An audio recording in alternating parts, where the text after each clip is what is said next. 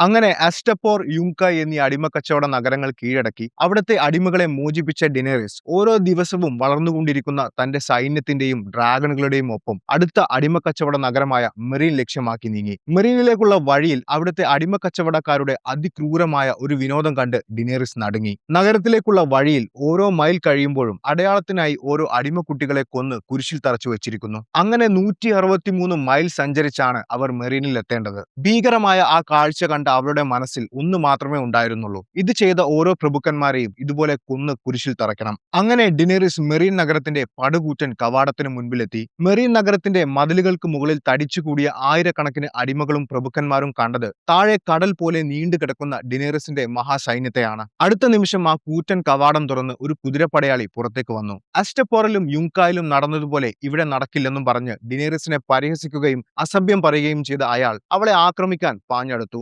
ഡിനേറിസിന് വേണ്ടി മുന്നോട്ട് വന്ന ഡാരിയോ നഹാരിസ് കുതിച്ചു വരുന്ന ആ സൈനികന്റെ കുതിര അടുത്തെത്തിയതും തന്റെ കത്തി കൃത്യമായി കുതിരയുടെ നെറ്റി ലക്ഷ്യമാക്കി എറിഞ്ഞു. മുറിവേറ്റ് വീണുപോയ കുതിരയുടെ മുകളിൽ നിന്നും തെറിച്ചു വീണ ആ സൈനികൻ എഴുന്നേൽക്കും മുൻപ് ഡാരിയോ അവന്റെ തല വെട്ടിമാറ്റി. അടുത്ത നിമിഷം അവിടെ കൂടി നിന്ന മെറീൻ നഗരത്തിലെ അടിമകളെ നോക്കി ഡിനേറിസ് സംസാരിച്ചു: ഞാൻ വന്നത് നിങ്ങളെ കൊല്ലാനല്ല, മറിച്ച് നിങ്ങളുടെ ചങ്ങലകൾ പൊട്ടിച്ചെറിയാനാണ്. നിങ്ങൾക്ക് മുന്നിൽ നിൽക്കുന്ന എന്റെ ഈ സൈന്യം ഒരിക്കൽ നിങ്ങളെപ്പോലെ അടിമകളായിരുന്നു. ഇന്ന് അവർ സ്വതന്ത്രരാണ്. അവർക്ക് വേണ്ടി ഞാൻ ചെയ്തത് നിങ്ങൾക്ക് വേണ്ടിയും ഞാൻ ചെയ്യും. ഇത് പറഞ്ഞ ശേഷം ഡിനേറിസിന്റെ സൈനികർ ഒരുപാട് ബാരലുകൾ മെറീൻ നഗരം ലക്ഷ്യമാക്കി തൊടുത്തുവിട്ടു. വല്ല സ്ഫോടന വസ്തുക്കളും ആയിരിക്കുമെന്ന് ഭയന്ന മെറീനിലെ ആളുകൾ കണ്ടത് പൊട്ടിച്ചിതറുന്ന ആ ബാരലുകൾക്കുള്ളിൽ നിന്നും പൊട്ടിയ അടിമച്ചങ്ങലകൾ താഴേക്ക് വീഴുന്നതാണ്. അവർ മോചിപ്പിച്ച അസ്റ്റപ്പോറിലെയും യുങ്കായിലെയും അടിമകളുടെ ചങ്ങലകളായിരുന്നു അത്. തങ്ങളുടെ കാൽക്കൽ വന്നു വീണ ആ ചങ്ങലകൾ കയ്യിലെടുത്ത മെറീനിലെ അടിമകളുടെ മുഖത്ത് മുൻപ് കാണാത്തൊരു ആത്മവിശ്വാസം ശ്രദ്ധിക്കുന്ന അവരുടെ യജമാനന്മാർ ഭയന്നു. മെറീനിൽ ഡിനേറിസ് വിപ്ലവത്തിന്റെ കനലുകൾ ഊതി കത്തിച്ചു കഴിഞ്ഞു. പക്ഷെ ആ നഗരത്തിന്റെ കൂറ്റൻ മതിലുകൾ തകർത്ത് അകത്ത് കയറുക എന്നത്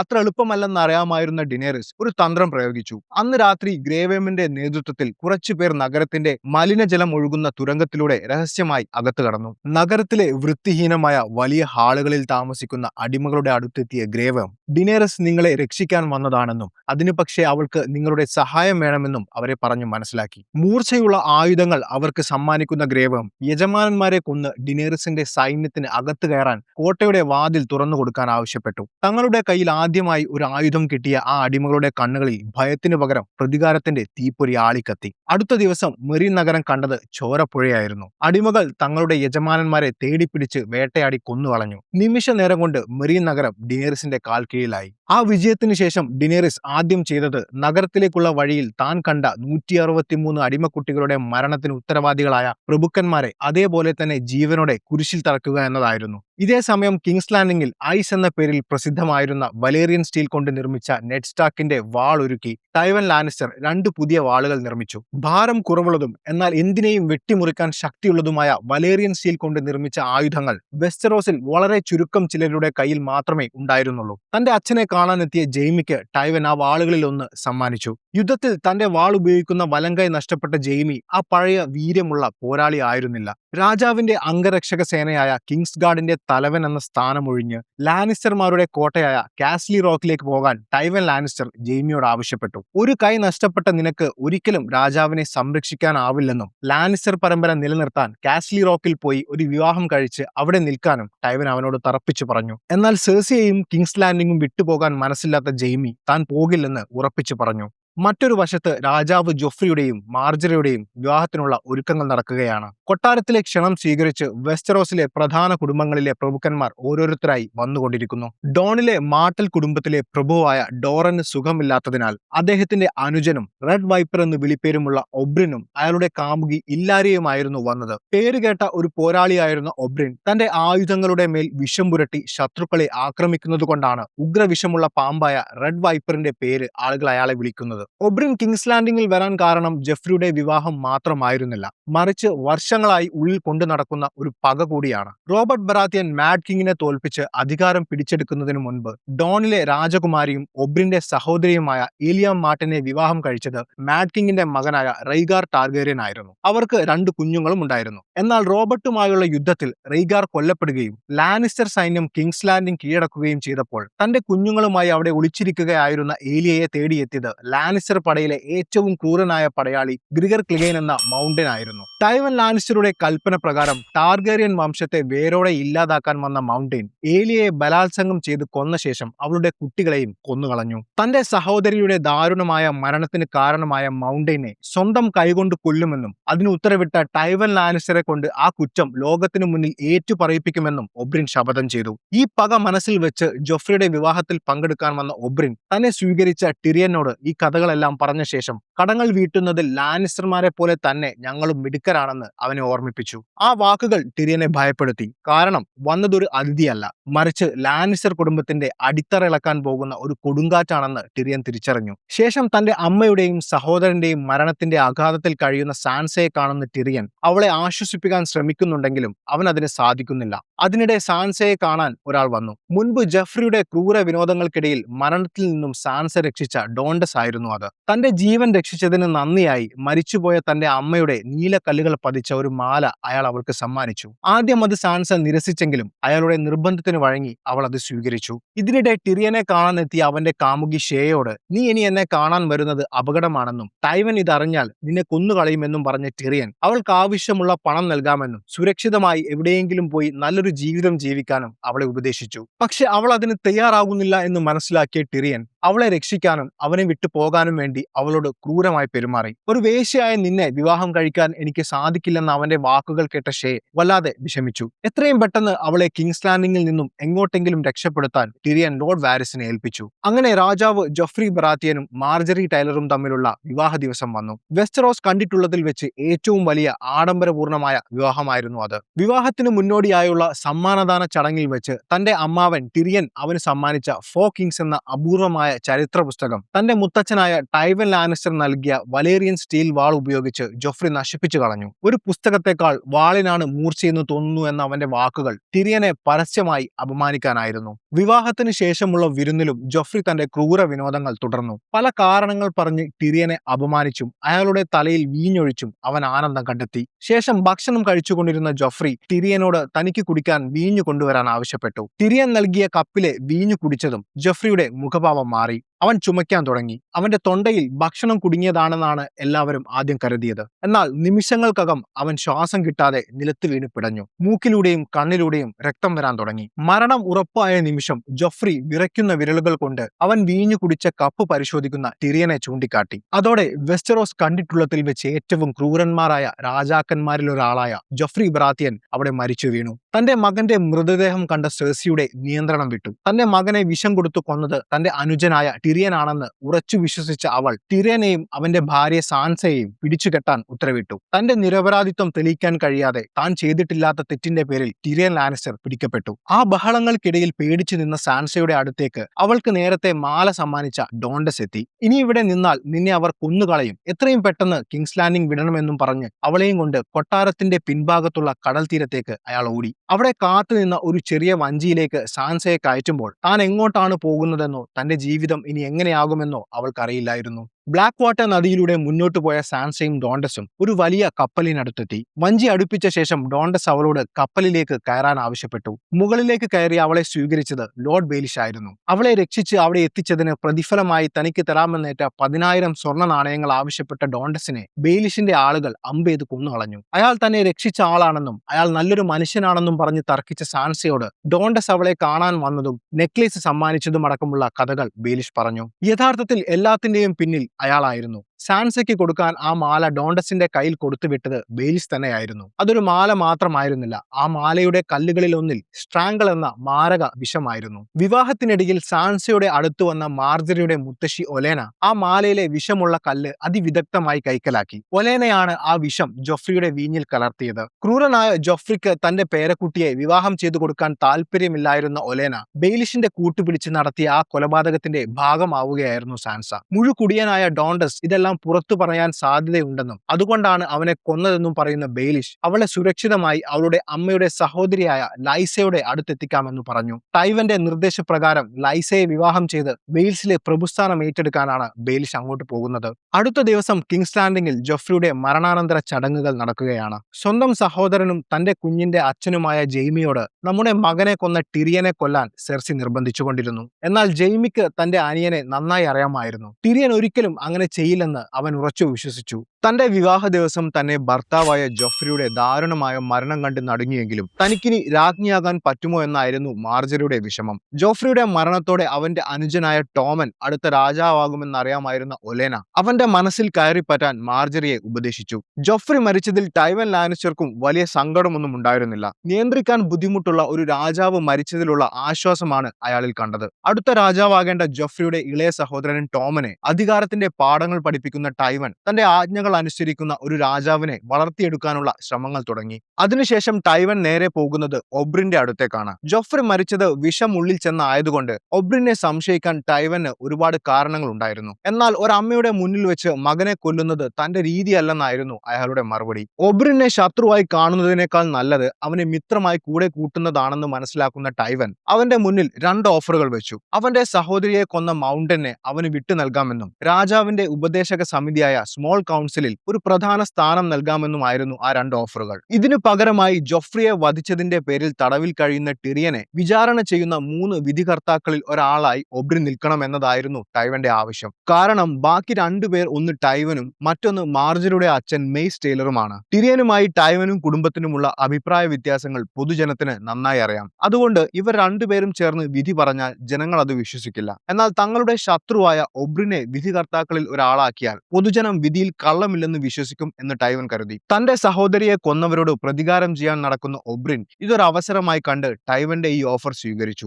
ഇതേ സമയം ടിറിയന്റെ സുഹൃത്തും കൂലിപ്പടയാളിയുമായ ബ്രോണിനൊപ്പം തന്റെ ഇടത് കൈ ഉപയോഗിച്ച് വാൾപ്പയറ്റ് പരിശീലിക്കുകയായിരുന്ന ജെയ്മി തനിക്കൊരിക്കലും ഇനി പഴയതുപോലെ ധീരമായി പോരാടാൻ സാധിക്കില്ലെന്ന സത്യം മനസ്സിലാക്കി. പരിശീലനത്തിനിടയിൽ ജോഫ്രിയുടെ കൊലപാതകത്തിന്റെ പേരിൽ ജയിലിൽ കഴിയുന്ന ടിറിയനെ കുറിച്ച് ബ്രോൺ ജെയ്മിയോട് സംസാരിച്ചു. അവൻ അതൊരിക്കലും ചെയ്യാൻ സാധ്യതയില്ലെന്ന് ഉറപ്പിച്ചു പറയുന്ന ബ്രോൺ അവൻ ഏറ്റവും സ്നേഹിക്കുന്ന അവന്റെ സഹോദരനായ ജെയ്മി അവനെ കണ്ട് സത്യാവസ്ഥ അന്വേഷിക്കാത്തത് ശരിയല്ലെന്നും പറഞ്ഞു. അതിനുശേഷം തടവിൽ കഴിയുന്ന ടിറിയനെ സന്ദർശിച്ച് സംസാരിക്കുന്ന ജെയ്മിക്ക് ടിറിയൻ അല്ല ജോഫ്രിയുടെ മരണത്തിന് പിന്നിലെന്ന് ഉറപ്പായി. നിന്നെ രക്ഷിക്കാൻ എന്നാൽ കഴിയുന്നത് ഞാൻ ചെയ്യാമെന്ന് ഉറപ്പ് കൊടുത്ത ശേഷം ജെയ്മി അവിടെ നിന്നും പോയി. ശേഷം സെർസിയെ കാണുന്ന ജെയ്മിയോട് ടിറിയന്റെ ഭാര്യ സാൻസയെ എത്രയും പെട്ടെന്ന് കണ്ടെത്തി കൊന്നുകളയണമെന്ന് സെർസി ആവശ്യപ്പെട്ടു. എന്നാൽ ടിറിയനും സാൻസയും അത് ചെയ്യില്ലെന്ന് അവളെ പറഞ്ഞു മനസ്സിലാക്കാൻ ജെയ്മി ശ്രമിച്ചെങ്കിലും അവൾ അത് കേൾക്കാൻ തയ്യാറായില്ല. താനല്ലെങ്കിൽ മറ്റൊരാളുടെ സഹായത്തോടെ സെർസി അത് ചെയ്യുമെന്ന് ജെയ്മിക്ക് നന്നായി അറിയാം. പക്ഷെ കേറ്റ്ലിൻ സ്റ്റാർക്ക് തന്റെ ജീവൻ രക്ഷിച്ച് ബ്രിയാന്റെ കൂടെ കിങ്സ് ലാൻഡിംഗിലേക്ക് പോകാൻ അനുവദിച്ചപ്പോൾ പകരമായി അവരുടെ മക്കളെ കിങ്സ് ലാൻഡിംഗിൽ നിന്നും രക്ഷപ്പെടുത്തി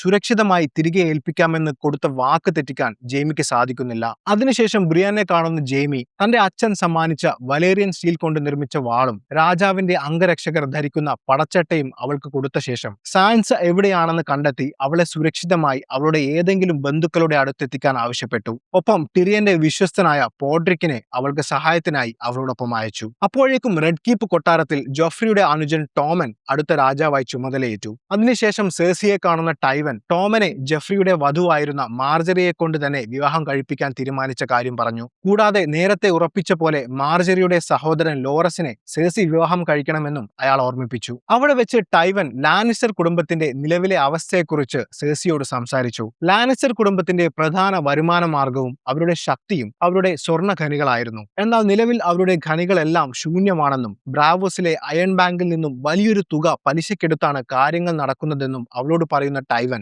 സമ്പന്നരായ ടൈറൽ കുടുംബത്തിന്റെ പിന്തുണയില്ലാതെ നമുക്ക് മുന്നോട്ട് പോകാൻ സാധിക്കില്ലെന്ന് അവളോട് പറഞ്ഞു. അതിനുശേഷം കൊട്ടാരത്തിൽ ടിറിയന്റെ വിചാരണ നടക്കുകയാണ്. ടൈവൻ ലാനിസ്റ്റർ, ഒബ്രിൻ, മാർജറിയുടെ അച്ഛൻ മെയ്സ് ടൈറൽ എന്നിവരാണ് വിധികർത്താക്കൾ. വിചാരണയുടെ തുടക്കത്തിൽ തന്നെ ടിറിയൻ കുറ്റം നിഷേധിച്ചു. ശേഷം സാക്ഷികളെ വിചാരണ ചെയ്യാൻ ടൈവൻ ഉത്തരവിട്ടു. കിങ്സ് ഗാർഡ് അംഗമായ Merin, grand Maister പൈസൽ, സെർസി Lannister, Lord Waris എന്നിവരായിരുന്നു ആദ്യത്തെ 4 സാക്ഷികൾ. ഇവർ 4 പേരും ടിറിയൻ ജോഫ്രിയെ മുൻപ് പലതവണ ഉപദേശിച്ചതും വഴക്ക് പറഞ്ഞതുമായ വിഷയങ്ങൾ ചൂണ്ടിക്കാണിച്ച് ടിറിയന് ജോഫ്രിയെ കൊല്ലാനുള്ള ദേഷ്യമുണ്ടായിരുന്നു എന്ന് പറഞ്ഞു. വിചാരണയ്ക്കിടെ ഭക്ഷണം കഴിക്കാനായി എല്ലാവരും പിരിഞ്ഞ നേരം ടൈവനെ നേരിൽ കാണുന്ന ജെയ്മി തന്റെ അനുജന് വേണ്ടി സംസാരിച്ചു. ടിറിയൻ ഒരിക്കലും അത് ചെയ്യില്ലെന്ന് നിങ്ങൾക്കറിയാമെന്നും അവനെ വെറുതെ വിടണമെന്നും ജെയ്മി ടൈവനോട് തർക്കിച്ചു. വിചാരണ കഴിയാതെ ഒന്നും ചെയ്യാനാവില്ലെന്ന് പറയുന്ന ടൈവന്റെ മുന്നിൽ ജെയ്മി ഒരു ഓഫർ വെച്ചു. ടിറിയനെ വെറുതെ വിട്ടാൽ ടൈവൻ ആഗ്രഹിച്ചതുപോലെ താൻ കാസ്ലി റോക്കിൽ പോയി ഒരു കല്യാണം കഴിച്ച് ലാനിസ്റ്റർ കുടുംബത്തിന്റെ പാരമ്പര്യം നിലനിർത്താമെന്ന ജെയ്മിയുടെ വാക്കുകൾ ടൈവൻ അവനിൽ നിന്നും കേൾക്കാൻ എന്നും ആഗ്രഹിച്ച വാക്കുകളായിരുന്നു. അങ്ങനെയെങ്കിൽ കുറ്റക്കാരനാണെന്ന് തെളിഞ്ഞാലും ടിറിയൻ കൗൺസിലിനോട് മാപ്പ് അപേക്ഷിച്ചു തന്നെ വെറുതെ വിടാൻ അഭ്യർത്ഥിക്കുകയാണെങ്കിൽ അവന്റെ വധശിക്ഷ ഇളവ് ചെയ്ത് നൈറ്റ്സ് വാച്ചിൽ ചേരാൻ അനുവദിക്കാമെന്നായിരുന്നു ടൈവന്റെ മറുപടി. വിചാരണ വീണ്ടും തുടങ്ങുന്ന സമയമായപ്പോഴേക്കും ഈ കാര്യങ്ങൾ ടിറിയനെ അറിയിച്ച ജെയ്മി അവനോട് കൂടുതൽ സംസാരിച്ച് പ്രശ്നമുണ്ടാക്കാതെ അവരോട് മാപ്പ് അപേക്ഷിക്കാൻ അവനോട് പറഞ്ഞു. വിചാരണ വീണ്ടും ആരംഭിച്ചപ്പോൾ ടൈവൻ അടുത്ത സാക്ഷിയെ വിളിച്ചു. എന്നാൽ ആ സാക്ഷിയെ കണ്ട ടിറിയൻ ഞെട്ടിപ്പോയി. അവന്റെ കാമുകിയായിരുന്ന കിങ്സ് ലാൻഡിംഗ് വിട്ടുപോയെന്ന് അവൻ കരുതിയ ഷേ ആയിരുന്നു അത്. അവളോടുള്ള അതിയായ സ്നേഹം കൊണ്ട് അവളെ സംരക്ഷിക്കാൻ അവളെ ചതിക്കേണ്ടി വന്ന ടിറിയനെ അവൾ മനസ്സിലാക്കിയിരുന്നില്ല. ടിറിയനും സാൻസയും ചേർന്നാണ് ജോഫ്രിയെ വിഷം കൊടുത്ത് കൊന്നതെന്ന് അവൾ ടിറിയനെതിരെ കള്ളസാക്ഷി പറഞ്ഞു. അതോടെ എല്ലാവരാലും ചതിക്കപ്പെട്ട് ആരും സഹായിക്കാനില്ലാതെ താൻ കുടുങ്ങുമെന്ന് ടിറിയൻ മനസ്സിലാക്കി. ഈ വിചാരണ രീതിയിൽ തനിക്ക് വിശ്വാസമില്ലെന്ന് പറയുന്ന ടിറിയൻ എല്ലാവരെയും ഞെട്ടിച്ചുകൊണ്ട് തന്റെ നിരപരാധിത്വം തെളിയിക്കാൻ ട്രയൽ ബൈ കോമ്പാറ്റ് എന്ന വിചാരണ രീതി ആവശ്യപ്പെട്ടു. അതിനുശേഷം ടിറിയനെ വീണ്ടും തടവിൽ ചെന്ന് കാണുന്ന ജെയ്മി ഞാൻ പറഞ്ഞതുപോലെ നിന്നിരുന്നെങ്കിൽ എല്ലാം ശാന്തമായി അവസാനിച്ചേനെയെന്നും ഇപ്പോൾ കാര്യങ്ങൾ കൂടുതൽ കുഴപ്പത്തിലേക്കാണ് നീങ്ങുന്നതെന്നും പറഞ്ഞ് അവനെ ശകാരിച്ചു. ടൈവൻ തന്നെ ഒരിക്കലും മകനായി കണ്ടിട്ടില്ലെന്നും ചെയ്യാത്ത കുറ്റത്തിന്റെ പേരിൽ ജീവിതകാലം മുഴുവൻ നൈറ്റ്സ് വാച്ചിൽ നരകിച്ചു കഴിയാൻ താൻ തയ്യാറല്ലെന്നുമായിരുന്നു ടിറിയന്റെ മറുപടി. എന്നാൽ ട്രയൽ ബൈ കോമ്പാറ്റിൽ നിനക്ക് വേണ്ടി പോരാടാൻ ഇപ്പോൾ ഒരു കൈയില്ലാത്ത എനിക്ക് സാധിക്കില്ലെന്ന് പറഞ്ഞ ജെയ്മി സെർസിക്ക് വേണ്ടി പോരാടാൻ ഇറങ്ങുന്നത് മൗണ്ടെയിൻ ആണെന്ന് അവനെ ഓർമ്മിപ്പിച്ചു. ക്രൂരനും അതിശക്തനുമായ മൗണ്ടെനെതിരെ പോരാടാൻ ടിറിയന് വേണ്ടി ആരും മുന്നോട്ട് വരാൻ തയ്യാറായില്ല. പണ്ട് വെയിൽസിൽ നടന്ന ട്രയൽ ബൈ കോമ്പാറ്റിൽ തനിക്ക് വേണ്ടി പോരാടിയ ബ്രോണിനെ ടിറിയൻ വിളിപ്പിച്ചു. എന്നാൽ ഒരു കൂലിപ്പടയാളിയായ അയാൾക്ക് ആരോടും പ്രത്യേകിച്ച് സ്നേഹമോ കൂറോ ഉണ്ടായിരുന്നില്ല. നല്ലൊരു തുക ടിറിയൻ കൊടുക്കുന്നത് കൊണ്ടാണ് അയാൾ ടിറിയനൊപ്പം ഇത്രയും കാലം നിന്നത്. എന്നാൽ ഇവിടെ സെർസി ടിറിയന് വേണ്ടി പോരാടാതിരിക്കാൻ അയാൾക്ക് ബാക്കിയുള്ള കാലം മുഴുവൻ ജീവിക്കാനുള്ള സ്വത്തുക്കളും പണവും വാഗ്ദാനം ചെയ്തു. സെർസി തനിക്ക് വാഗ്ദാനം ചെയ്തതിനേക്കാൾ പണവും സ്വത്തുക്കളും തന്നാൽ താൻ മൗണ്ടെയിനോട് പോരാടാമെന്ന് പറഞ്ഞ ബ്രോണിനോട് എന്റെ കയ്യിൽ അത്രയും പണമില്ലെന്നും മരിച്ചില്ലെങ്കിൽ എവിടെയെങ്കിലും വെച്ച് കാണാമെന്നും പറഞ്ഞ് ടിറിയൻ അവനോട് യാത്ര പറഞ്ഞു. ബ്രോൺ പോയ ശേഷം ടിറിയനെ കാണാനെത്തിയ ഒബ്രിൻ തന്റെ സഹോദരിയെയും കുട്ടികളെയും കൊന്ന മൗണ്ടെയിൻ ആണ് സെർസിക്ക് വേണ്ടി പോരാടുന്നതെന്ന് അറിഞ്ഞപ്പോൾ തന്റെ പ്രതികാരത്തിന് ഇതൊരു അവസരമായി കണ്ടു. ടിറിയന് വേണ്ടി മൗണ്ടെയിനെതിരെ പോരാടാൻ താൻ തയ്യാറാണെന്ന് അവൻ ടിറിയനെ അറിയിച്ചു. അങ്ങനെ ടിറിയന്റെ ഭാവി നിർണ്ണയിക്കുന്ന ആ ദിവസം വന്നെത്തി. ഒബ്രിനും മൗണ്ടെയിനും ട്രയൽ ബൈ കോമ്പാറ്റിൽ പരസ്പരം പോരാടിക്കാൻ തയ്യാറായി. മൗണ്ടെയിൻ ജയിച്ചാൽ സെർസി ടിറിയന്റെ മേൽ ആരോപിച്ച ജോഫ്രിയുടെ കൊലപാതക കുറ്റത്തിന് ടിറിയന് വധശിക്ഷ ലഭിക്കും. ഒബ്രിൻ ജയിച്ചാൽ ടിറിയൻ കുറ്റവിമുക്തനാകും. പോരാട്ടം തുടങ്ങിയപ്പോൾ ഒരു പാമ്പിന്റെ മെയ്വഴക്കത്തോടെ ഒബ്രിൻ പൊരുതി. പക്ഷെ അതിശക്തനും ആജാനുബാഹുമായ മൗണ്ടെയിൻ പലതവണ ഒബ്രിനെ ഇടിച്ചു വീഴ്ത്തി. ആ പോരാട്ടത്തിനിടയിൽ പലതവണ ഒബ്രിൻ മൗണ്ടെയിനോട് നീ എന്റെ സഹോദരിയെ കൊന്നതിന് നിന്നെ ഞാൻ കൊല്ലുമെന്ന് പറഞ്ഞുകൊണ്ടിരുന്നു. അതിനിടയിൽ കിട്ടിയ ഒരു അവസരത്തിൽ ഒബ്രിൻ മൗണ്ടെയിനെ അയാളുടെ വയറ്റിൽ കുത്തി വീഴ്ത്തി. തന്റെ വിഷം പുരട്ടിയ കുന്തം കൊണ്ട് വീണ്ടും അയാളെ ആഞ്ഞുകുത്തിയ ഒബ്രിൻ അയാൾ മരിച്ചെന്ന് ഉറപ്പുവരുത്താതെ ആഘോഷം തുടങ്ങി. ഈ തക്കത്തിൽ ഒബ്രിന്റെ കാലിൽ പിടിച്ചു വീഴ്ത്തിയ മൗണ്ടെയിൻ അയാളുടെ മുഴുവൻ ശക്തിയും ഉപയോഗിച്ച് വീണുകിടന്ന ഒബ്രിന്റെ തല കൈകൊണ്ട് ഞെരിച്ച് തകർത്തു കളഞ്ഞു. ഒബ്രിൻ മരിച്ചതിന് പിന്നാലെ മൗണ്ടെയിനും ബോധരഹിതനായി അവിടെ വീണു. എന്നാൽ ഒബ്രിന്റെ മരണത്തോടെ ട്രയൽ ബൈ കോമ്പാറ്റിൽ തോറ്റ തന്റെ ജീവിതം അവിടെ അവസാനിച്ചുവെന്ന് ടിറിയൻ മനസ്സിലാക്കി. അടുത്ത നിമിഷം ജോഫ്രിയെ വിഷം നൽകി വധിച്ച കുറ്റത്തിന് ടിറിയനെ ടൈവൻ വധശിക്ഷയ്ക്ക് വിധിച്ചു. ഒബ്രിന്റെ വിഷം പുരട്ടിയ ആയുധത്തിൽ നിന്നും ഗുരുതരമായി പരുക്കേറ്റ മൗണ്ടെയിനെ പരിശോധിച്ച മെയ്സ്റ്റർ പൈസൽ വിഷം ഉള്ളിൽ ചെന്നതുകൊണ്ട് അയാളെ രക്ഷിക്കാൻ സാധിക്കില്ലെന്ന് സെർസിയോട് പറഞ്ഞു. എന്നാൽ മനുഷ്യ ശരീരങ്ങളിൽ പല പരീക്ഷണങ്ങളും നടത്തിയതിന്റെ പേരിൽ സിറ്റാഡലിൽ നിന്നും പുറത്താക്കപ്പെട്ട മിസ്റ്റർ കൈബൺ തനിക്കൊരു അവസരം തന്നാൽ താൻ ഇയാളെ ചികിത്സിച്ച് ഭേദമാക്കാമെന്ന് സെർസിക്ക് വാക്കുകൊടുത്തു. സിറ്റാഡലിൽ നിന്നും പുറത്താക്കിയ കൈബണിന് ഇത്തരം കാര്യങ്ങൾ ചെയ്യാൻ അവകാശമില്ലെന്ന് പറഞ്ഞു പൈസൽ ഇതിനെ എതിർത്തെങ്കിലും തന്റെ വിശ്വസ്തനായ പോരാളിയെ രക്ഷിക്കാൻ എന്തിനും തയ്യാറായിരുന്ന സെർസി പൈസലിനെ പുറത്താക്കി മൗണ്ടെയിനെ ചികിത്സിക്കാൻ കൈബണിനെ ഏൽപ്പിച്ചു. എന്നാൽ മൗണ്ടെയിനെ തന്റെ രീതിയിൽ ചികിത്സിച്ച് ഭേദമാക്കുമ്പോഴേക്കും അയാൾക്ക് ശാരീരികമായും മാനസികമായും ചില പ്രശ്നങ്ങൾ ഉണ്ടാകുമെന്ന് കൈബൺ സെർസിയോട് പറഞ്ഞു. ആ മാറ്റം അയാളുടെ ശക്തി ഇല്ലാതാക്കുമോ എന്ന് സംശയിച്ച സെർസിയോട് ഒരിക്കലും ഇല്ലെന്ന് കൈബൺ മറുപടി പറഞ്ഞതോടെ ചികിത്സ തുടങ്ങാൻ സെർസി സമ്മതിച്ചു. അതിനുശേഷം ടൈവനെ കാണുന്ന സെർസി മാർജറിയുടെ സഹോദരൻ ലോറിസുമായി നിശ്ചയിച്ചിരിക്കുന്ന വിവാഹത്തിൽ നിന്നും അവളെ ഒഴിവാക്കണമെന്ന് ആവശ്യപ്പെട്ടു. തന്റെ മൂത്ത മകന്റെ മരണവും ഇളയ മകൾ ഡോണിൽ ഒരു അഭയാർത്ഥിയെ പോലെ കഴിയുന്നതുമെല്ലാം അധികാരത്തിനായുള്ള ഈ കളികൾ കാരണം തനിക്കുണ്ടായ നഷ്ടമാണെന്ന് പറഞ്ഞ സെർസി ഇളയ മകനായ ടോമിനെ ഇവിടെ ഒറ്റക്കാക്കി പോകാൻ താൻ തയ്യാറല്ലെന്നും അതുകൊണ്ട് കിങ്സ് ലാൻഡിംഗിൽ തന്റെ മകനോടൊപ്പം നിൽക്കാനാണ് തന്റെ തീരുമാനമെന്നും ടൈവനോട് ഉറപ്പിച്ചു പറഞ്ഞു. ടിറിയനെ വധശിക്ഷയ്ക്ക് വിധിച്ചതുകൊണ്ട് കാസ്ലി റോക്കിൽ പോയി ലാനിസ്റ്റർ ലാനിസ്റ്റർ കുടുംബത്തിന്റെ പാരമ്പര്യം നിലനിർത്താമെന്ന വാക്ക് ജെയ്മി ഇനി പാലിക്കില്ലെന്നും അതുകൊണ്ട് കുടുംബത്തിന്റെ പാരമ്പര്യം നിലനിർത്താൻ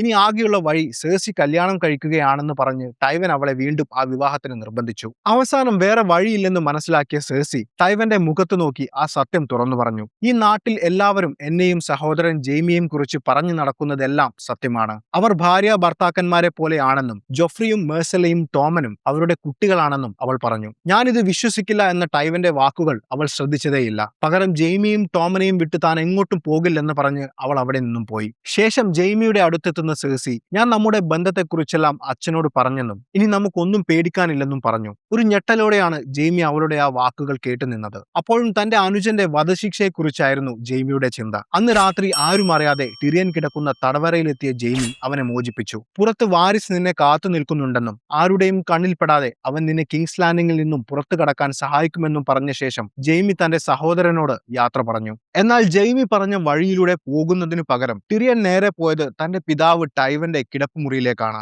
തന്റെ അച്ഛന്റെ കിടക്കയിൽ ഒരു സ്ത്രീ കിടക്കുന്നത് കണ്ട ടിറിയൻ അതാരാണെന്ന് നോക്കാൻ അടുത്തേക്ക് നടന്നതും അവൻ സ്തംഭിച്ചുപോയി. അവന്റെ കാമുകി ഷേ ആയിരുന്നു അത്. തന്നെ വധശിക്ഷയ്ക്ക് വിധിച്ച ശേഷം തന്റെ അച്ഛൻ തന്റെ കാമുകിയോടൊപ്പം കിടപ്പറ പങ്കിടുന്നു എന്ന യാഥാർത്ഥ്യം ടിറിയന് ഉൾക്കൊള്ളാൻ സാധിക്കുന്നതിലും അപ്പുറമായിരുന്നു. അവനെ കണ്ടയുടൻ ഒരു കത്തിയെടുത്ത് അവനെ ആക്രമിക്കാൻ ഒരുങ്ങിയ ഷേയെ കടന്നുപിടിച്ച ടിറിയൻ സർവ്വശക്തിയും എടുത്ത് അവളുടെ കഴുത്തിലെ മാല ഉപയോഗിച്ച് കഴുത്ത് ഞെരിച്ച് അവളെ കൊന്നുകളഞ്ഞു. ഇതോടെ മനസ്സ് തകർന്ന ടിറിയൻ അവിടെ ഉണ്ടായിരുന്ന ക്രോസ് ബോ എന്ന ആയുധമെടുത്ത് ബാത്റൂമിൽ ഇരിക്കുന്ന തന്റെ അച്ഛൻ ടൈവന്റെ അടുത്തേക്ക് പോയി. തന്റെ മുന്നിൽ ആയുധവുമായി നിൽക്കുന്ന ടിറിയനെ കണ്ടു ഭയന്നെങ്കിലും സംസാരത്തിലൂടെ ആരെയും കീഴ്പ്പെടുത്താൻ കഴിവുള്ള ടൈവൻ എന്റെ മകനായ നിന്നെ ഞാൻ കൊല്ലില്ലെന്നും വധശിക്ഷയൊക്കെ മറ്റുള്ളവരുടെ കണ്ണിൽ പൊടിയിടാൻ ചെയ്തതാണെന്നും പറഞ്ഞ് അവനെ ആശ്വസിപ്പിക്കാൻ ശ്രമിച്ചെങ്കിലും ടിറിയന് ഒരു തീരുമാനമേ ഉണ്ടായിരുന്നുള്ളൂ. ഞാൻ നിരപരാധിയാണെന്ന് അറിഞ്ഞിട്ടും നിങ്ങൾ എന്നെ വധശിക്ഷയ്ക്ക് വിധിച്ചു. ഞാൻ സ്നേഹിച്ച പെണ്ണിനെ നിങ്ങൾ കിടപ്പറയിൽ ഉപയോഗിച്ചു എന്ന് പറഞ്ഞുകൊണ്ട് ടൈവന് നേരെ ടിറിയൻ ഒരു അമ്പെയ്തു. അമ്പേറ്റ വേദന കൊണ്ട് പുളഞ്ഞ ടൈവൻ നീ എന്റെ മകനല്ലെന്ന് അവനോട് പറഞ്ഞു. ഞാൻ എന്നും നിങ്ങളുടെ മകൻ തന്നെ ആയിരുന്നു എന്ന് പറഞ്ഞ ടിറിയൻ ടൈവന്റെ ഹൃദയഭാഗം ലക്ഷ്യമാക്കി മറ്റൊരു അമ്പ് കൂടി ചെയ്തു. അതോടെ വെസ്റ്ററോസിലെ ഏറ്റവും സ്വാധീനമുള്ള വ്യക്തികളിൽ ഒരാളായ ടൈവൻ ലാനിസ്റ്റർ അവിടെ മരിച്ചു വീണു. തന്റെ അച്ഛനെ കൊന്ന ശേഷം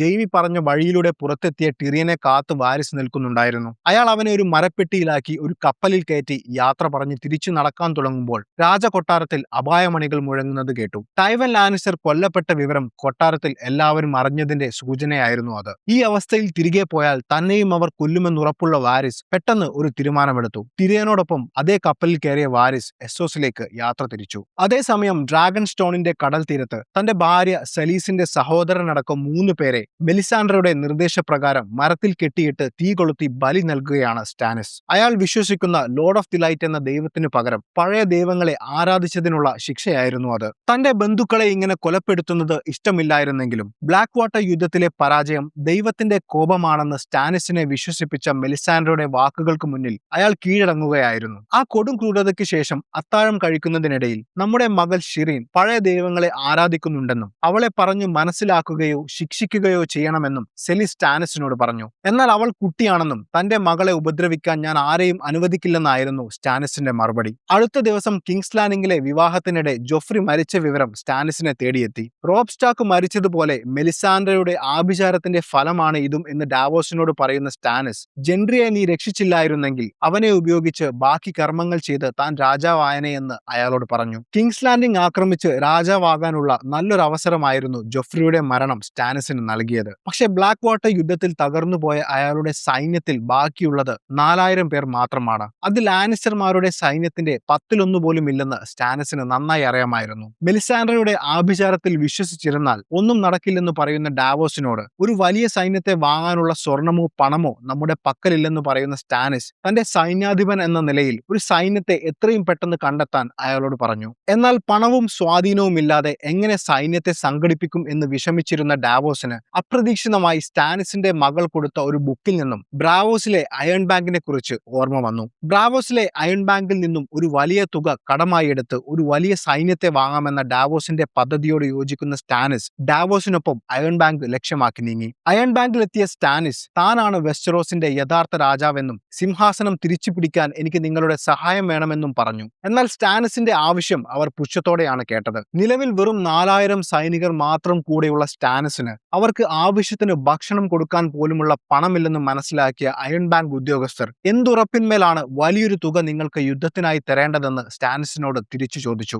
രാജാവാകാനുള്ള തന്റെ അവകാശത്തെക്കുറിച്ച് വീണ്ടും സ്റ്റാനിസ് സംസാരിക്കാൻ തുടങ്ങിയെങ്കിലും ബാങ്കിന് വേണ്ടത് അവകാശവാദങ്ങളല്ല, കണക്കുകളാണ് എന്നവർ തറപ്പിച്ചു പറഞ്ഞു. തനിക്ക് അവിടെ നിന്ന് ഒരു സഹായവും ലഭിക്കില്ലെന്ന് മനസ്സിലാക്കിയ സ്റ്റാനിസ് അവിടെ നിന്നും മടങ്ങിപ്പോകാൻ ഒരുങ്ങി. ഈ സമയം ഡാവോസ് തന്റെ കയ്യിലെ അറ്റുപോയ വിരലുകൾ കാണിച്ചുകൊണ്ട് താൻ നിയമം ലംഘിച്ച് കടൽ കൊള്ളക്കാരെ സഹായിച്ചതിന്റെ പേരിൽ തന്റെ വിശ്വസ്തനാണെന്ന കാര്യം പോലും വകവെക്കാതെ സ്റ്റാനിസ് തന്റെ വിരലുകൾ മുറിച്ചു മാറ്റിയ കാര്യം അവരോട് പറഞ്ഞു. സ്റ്റാനിസ് ഒരു നീതിമാനും സത്യമുള്ളവനാണെന്നും അവരെ ബോധ്യപ്പെടുത്തുകയായിരുന്നു അയാളുടെ ലക്ഷ്യം. നൽകുന്ന വാക്ക് ജീവൻ പണയം വെച്ചും സ്റ്റാനിസ് പാലിക്കുമെന്ന് ഡാവോസ് അവർക്ക് ഉറപ്പു നൽകി. മാത്രമല്ല, സ്റ്റാനിസിന് പണം നൽകി സഹായിച്ചാൽ വെസ്റ്ററോസിൽ ലാനിസ്റ്റർമാരുടെ കയ്യിലടക്കം കുടുങ്ങിക്കിടക്കുന്ന കോടികൾ വില മതിക്കുന്ന പണവും സ്വർണവും തിരിച്ചു പിടിക്കാൻ അവരെ സഹായിക്കുമെന്നും ഡാവോസ് പറഞ്ഞു. ഡാവോസിന്റെ തെളിവ് സഹിതമുള്ള ഈ വാഗ്ദാനത്തിൽ വിശ്വസിക്കുന്ന ബാങ്ക് ഉദ്യോഗസ്ഥർ സ്റ്റാനിസിന് ആവശ്യമായ പണം നൽകാമെന്ന് സമ്മതിച്ചു. ആ പണവുമായി നേരെ തന്റെ സുഹൃത്തായ സാലഡോറിന്റെ അടുത്തേക്ക് പോയ ഡാവോസ് അയാളുടെ കപ്പലുകളെയും കൂലിപ്പട്ടാളത്തെയും സ്റ്റാനിസിന് വേണ്ടി സ്വന്തമാക്കിയ ശേഷം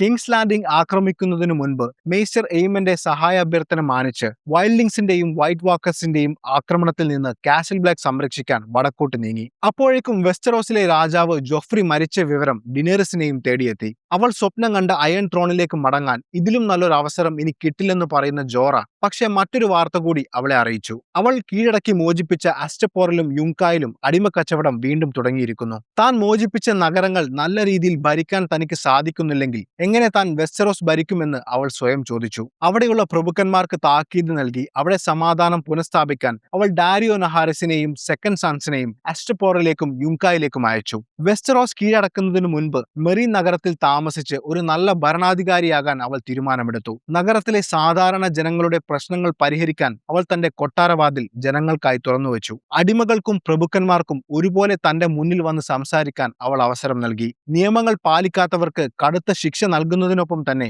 ന്യായമായ പരാതികൾക്ക് വ്യക്തമായ പരിഹാരവും അവൾ ഉറപ്പുവരുത്തി. ഈ പരാതികളിൽ അവളെ അങ്ങേയറ്റം വിഷമിപ്പിച്ച 2 പരാതികൾ ഉണ്ടായിരുന്നു. ഒരു ആട്ടിടയൻ തന്റെ മകളുടെ കരിഞ്ഞ ശരീരാവശിഷ്ടങ്ങളുമായി ഡിനേറിസിന്റെ മുന്നിലെത്തി. അവളുടെ ഡ്രാഗണുകൾ ഭക്ഷണത്തിനായി അയാളുടെ ആടുകളെ വേട്ടയാടുന്നതിനിടയിൽ അയാളുടെ 3 വയസ്സുള്ള മകളെ കത്തിച്ചു കൊന്നുകളഞ്ഞു. അതുപോലെ മറ്റൊരിടയനും തന്റെ ആടുകളെ ഡ്രാഗണുകൾ ഭക്ഷിച്ചതായി പരാതിയുമായി എത്തി. താൻ കുഞ്ഞുങ്ങളെപ്പോലെ വളർത്തുന്ന തന്റെ ഡ്രാഗണുകൾ വളർന്ന് മറ്റുള്ളവർക്ക് ഉപദ്രവമായി മാറുന്നത് കാണുന്ന ഡിനേറിസ് അവരോട് ക്ഷമ ചോദിച്ചു. ശേഷം മനസ്സില്ലാ മനസ്സോടെ അവൾ തന്റെ 2 ഡ്രാഗണുകളെ ചങ്ങലക്കിട്ട് ആ കൊട്ടാരത്തിലെ ഒരു വലിയ അറയ്ക്കുള്ളിൽ അടച്ചു. അതിനിടെ മരിക്കുന്നതിനു മുൻപ് റോബർട്ട് രാജാവ് ജോറയ്ക്ക് അയച്ച കത്ത് ലഭിച്ച ബാരസ്റ്റൺ ജോറ ഒരു ചാരനായിരുന്നു എന്ന് മനസ്സിലാക്കി. ഡിനേറിസ് കാൾ ഡ്രോഗോയോടൊപ്പം ജീവിക്കുന്ന കാലം അവളെക്കുറിച്ചുള്ള വിവരങ്ങൾ വാരിസിന് നൽകിയിരുന്നത് ജോറയായിരുന്നു. ജോറ നൽകിയ വിവരങ്ങൾ അനുസരിച്ചായിരുന്നു വിഷം കലർത്തിയ വീഞ്ഞ് നൽകി അവളെ കൊല്ലാൻ വാരിസിന്റെ ചാരന്മാർ ശ്രമിച്ചത്. പക്ഷെ അപ്പോഴേക്കും ഡിനേറിസിനോട് സ്നേഹവും വിശ്വാസവും തോന്നിയ ജോറ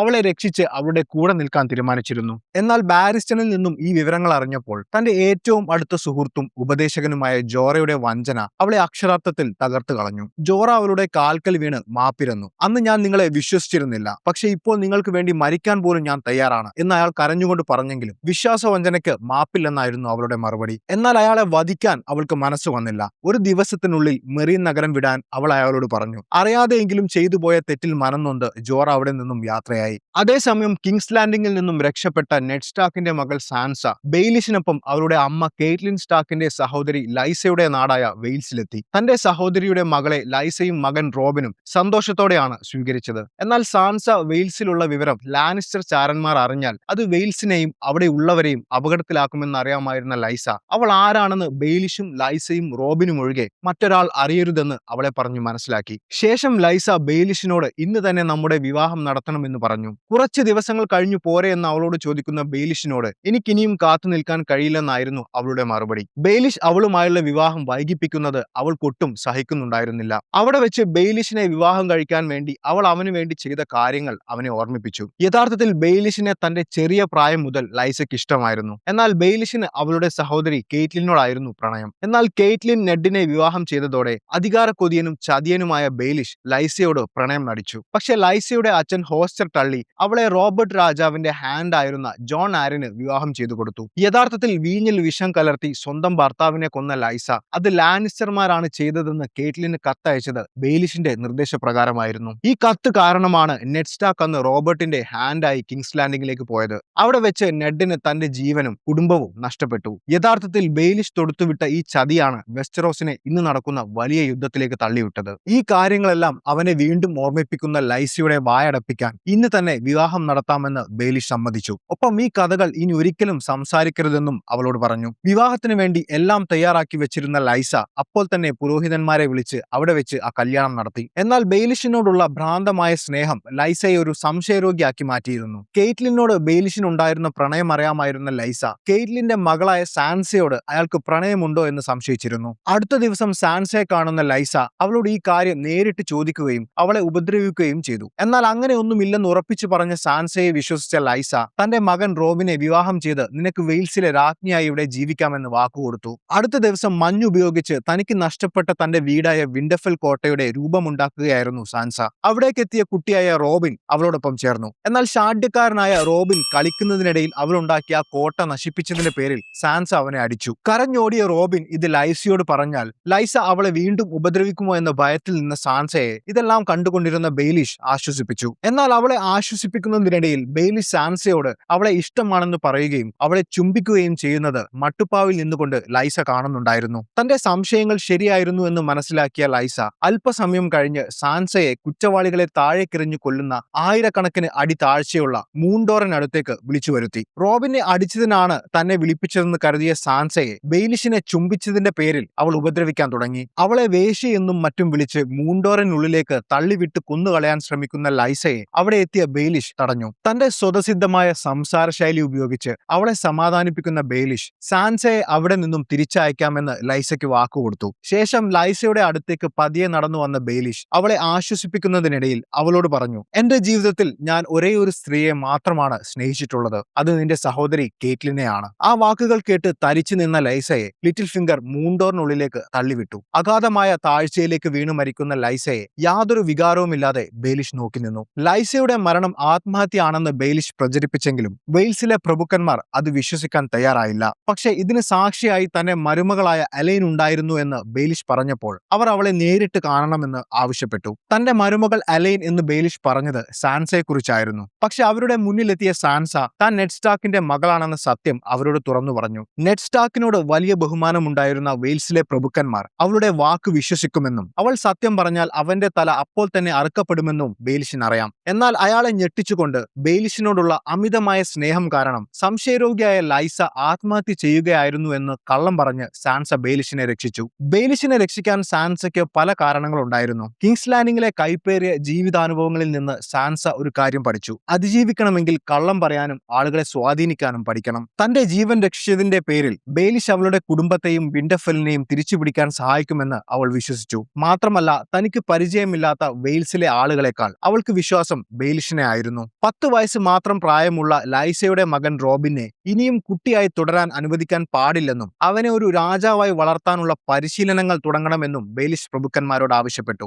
റോബിനെ കാര്യങ്ങൾ പറഞ്ഞു മനസ്സിലാക്കി അവനെ വെയിൽസിൽ നിന്നും പുറത്തേക്ക് അയക്കാൻ ഒരുങ്ങുമ്പോൾ അവരോടൊപ്പം ചേരാൻ സാൻസ അങ്ങോട്ട് വന്നു. അവളുടെ മുഖത്ത് പഴയ ഭയമുണ്ടായിരുന്നില്ല. പകരം ബെയിലിഷിന്റെ ജീവൻ തന്റെ കയ്യിലാണെന്ന ആത്മവിശ്വാസമായിരുന്നു. അതേസമയം വടക്കു ഭാഗത്ത് റൂസ് ബോൾട്ടന്റെ മകനായ റാംസി ഡ്രെഡ്ഫോർട്ടിന് ചുറ്റുമുള്ള വനങ്ങളിൽ തന്റെ ക്രൂരമായ വിനോദങ്ങൾ തുടരുകയാണ്. തിയോൺ ഗ്രേജോയെ ശാരീരികമായും മാനസികമായും തകർത്ത് അവൻ താൻ പറയുന്നതെല്ലാം അനുസരിക്കുന്ന ഒരു വളർത്തുനായെ പോലെയാക്കി മാറ്റിയിരുന്നു റാംസി. തിയോൺ എന്ന പേര് മാറ്റി അവനെ റീക്ക് എന്നാണിപ്പോൾ റാംസി വിളിക്കുന്നത്. തന്റെ കാമുകിയായ മിറാൻഡയ്ക്കൊപ്പം അവളേക്കാൾ സൗന്ദര്യമുണ്ടെന്ന് പറഞ്ഞ ഒരു പെൺകുട്ടിയെ വനത്തിലൂടെ വേട്ടയാടി പിച്ചി ചീന്തുകയാണ് റാംസി. ശേഷം റാംസി തിരികെ വീട്ടിലെത്തിയപ്പോഴേക്കും റെഡ് വെഡ്ഡിംഗിലെ കൂട്ടക്കൊലയ്ക്ക് ശേഷം വടക്കിന്റെ പുതിയ ഭരണാധികാരിയായി ടൈവൻ പ്രഖ്യാപിച്ച റൂസ് ബോൾട്ടൻ അവിടേക്ക് തിരിച്ചെത്തി. തിയോണിനോട് ചെയ്ത ക്രൂരതകൾ കടന്നുപോയെന്ന് ബോൾട്ടൻ റാംസിയെ കുറ്റപ്പെടുത്തി. അയൺ ഐലൻഡ്സിലെ രാജാവായ ബെയ്ലോൺ ഗ്രേജോയുടെ അവശേഷിക്കുന്ന ഏക മകനായിരുന്നു തിയോൺ ഗ്രേജോയ്. അവനെ വെച്ച് വിലപേശി ബെയ്ലോണിന്റെ കീഴിലുള്ള വടക്കു ഭാഗത്തെ കോട്ടകൾ പിടിച്ചെടുക്കാമെന്നായിരുന്നു റൂസ് ബോൾട്ടന്റെ കണക്കുകൂട്ടൽ. എന്നാൽ ഈ ഒരു അവസ്ഥയിൽ ഇനി എങ്ങനെ തിയോണിനെ അയാളെ ഏൽപ്പിക്കുമെന്ന് പറഞ്ഞു ബോൾട്ടൻ റാംസിയോട് ദേഷ്യപ്പെട്ടു. അതിന് മറുപടി പറയുന്നതിനു പകരം റാംസി തിയോണിനെ വിളിച്ച് അവന്റെ കയ്യിൽ ഒരു കത്തി കൊടുത്ത ശേഷം തന്റെ താടി വടിച്ചു തരാൻ അവനോട് ആവശ്യപ്പെട്ടു. ഭയത്തോടെ റാംസിക്ക് ഷേവ് ചെയ്തു കൊടുക്കുന്നതിനിടയിൽ അവൻ സഹോദരനെ പോലെ സ്നേഹിച്ചിരുന്ന റോബ് സ്റ്റാർക്കിനെ റൂസ് ബോൾട്ടൺ ചതിച്ചു കൊന്ന കഥ റാംസി തിയോണിനോട് പറഞ്ഞു. തിയോണിന്റെ ഉള്ളിൽ കുറച്ച് ആത്മാഭിമാനമോ ധൈര്യമോ ഉണ്ടായിരുന്നെങ്കിൽ അപ്പോൾ അവൻ ആ കത്തി കൊണ്ട് റാംസിയുടെ കഴുത്തറുക്കുമായിരുന്നു. പക്ഷെ ക്രൂരമായ പീഡനങ്ങൾ കാരണം അവൻ പൂർണ്ണമായും റാംസിയുടെ അടിമയായി മാറിയിരുന്നു. വിറയ്ക്കുന്ന കൈകളോടെ റാംസിക്ക് ഒരു പോറൽ പോലും ഏൽക്കാതെ അവൻ താടി വടിച്ചു കൊടുത്തു. താൻ പറയുന്നതെന്തും അവൻ ചെയ്യുമെന്ന് ബോൾട്ടനെ വിശ്വസിപ്പിക്കുകയായിരുന്നു റാംസിയുടെ ഉദ്ദേശം. ഇത് കണ്ട റൂസ് ബോൾട്ടൺ റാംസിയുടെ കഴിവിനെ അഭിനന്ദിച്ച ശേഷം അവന് ഒരു പുതിയ ദൗത്യം ഏൽപ്പിച്ചു. ബെയ്ലോൺ ഗ്രേജോയുടെ കീഴിലുള്ള വടക്കൻ പ്രവിശ്യയിലെ പ്രധാന കോട്ടയായ മോട്ട് കെയ്ലിൻ ആക്രമിച്ച് പിടിച്ചെടുക്കുക. അപ്പോഴേക്കും റാംസിയുടെ കയ്യിൽ നിന്നും തിയോണിനെ രക്ഷിക്കാൻ പുറപ്പെട്ടിരുന്ന അവന്റെ സഹോദരി യാര ഗ്രേജോയ് അന്ന് രാത്രി തന്റെ കപ്പലുമായി ഡ്രെഡ്ഫോർട്ടിന്റെ അടുത്തെത്തി. ഒരു വഞ്ചിയിൽ ഡ്രെഡ്ഫോർട്ടിന്റെ തീരത്തിറങ്ങിയ യാര തന്റെ സൈനികരെയും കൊണ്ട് ഡ്രെഡ്ഫോർട്ടിന്റെ അകത്ത് കയറി. ഒരു ഭടനെ ആക്രമിച്ച് തിയോൺ കിടക്കുന്നത് റാംസിയുടെ നായകൾക്കൊപ്പമാണെന്ന് മനസ്സിലാക്കിയ യാര അവനെ രക്ഷിക്കാൻ അവിടെ എത്തി. എന്നാൽ റാംസിയുടെ കൊടും ക്രൂരതകൾ തിയോണിനെ അപ്പോഴേക്കും എല്ലാറ്റിനെയും ഭയക്കുന്ന ഒരു മാനസിക രോഗിയാക്കി മാറ്റിയിരുന്നു. താൻ തിയോൺ അല്ലെന്നും റീക്ക് ആണെന്നും പറയുന്ന അവൻ അവളുടെ കൂടെ പോകാൻ തയ്യാറായില്ല. അപ്പോഴേക്കും ഈ ബഹളങ്ങൾ കേട്ട് അവിടെ എത്തിയ റാംസി അവരോട് യുദ്ധം ചെയ്യുന്നതിന് പകരം തന്റെ വേട്ടപ്പട്ടികളെ അഴിച്ചുവിട്ടു. ഭീമന്മാരായ ആ വേട്ടപ്പട്ടികളുടെ ആക്രമണത്തിൽ ഭയന്ന യാരയും സംഘവും അവിടെ നിന്നും ഓടി രക്ഷപ്പെട്ടു. തിരിച്ചു വഞ്ചിയിലെത്തിയ യാരയോട് തിയോൺ എവിടെയെന്ന് ചോദിച്ച സൈനികരോട് എന്റെ സഹോദരൻ മരിച്ചു എന്നായിരുന്നു അവരുടെ മറുപടി. അടുത്ത ദിവസം റൂസ് ബോൾട്ടന്റെ നിർദ്ദേശപ്രകാരം തിയോണിന്റെ അച്ഛൻ ബെയ്ലോൺ ഗ്രേജോയുടെ കീഴിലുള്ള മോട്ട് കെയ്ലിൻ കോട്ട പിടിച്ചെടുക്കാൻ റാംസി ഒരു പദ്ധതി തയ്യാറാക്കി. അതിനായി തിയോണിനെ വിളിക്കുന്ന റാംസി അവനോട് എനിക്ക് വേണ്ടി നീ മോട്ട് കെയ്ലിനിൽ പോയി മറ്റൊരാളായി അഭിനയിച്ച്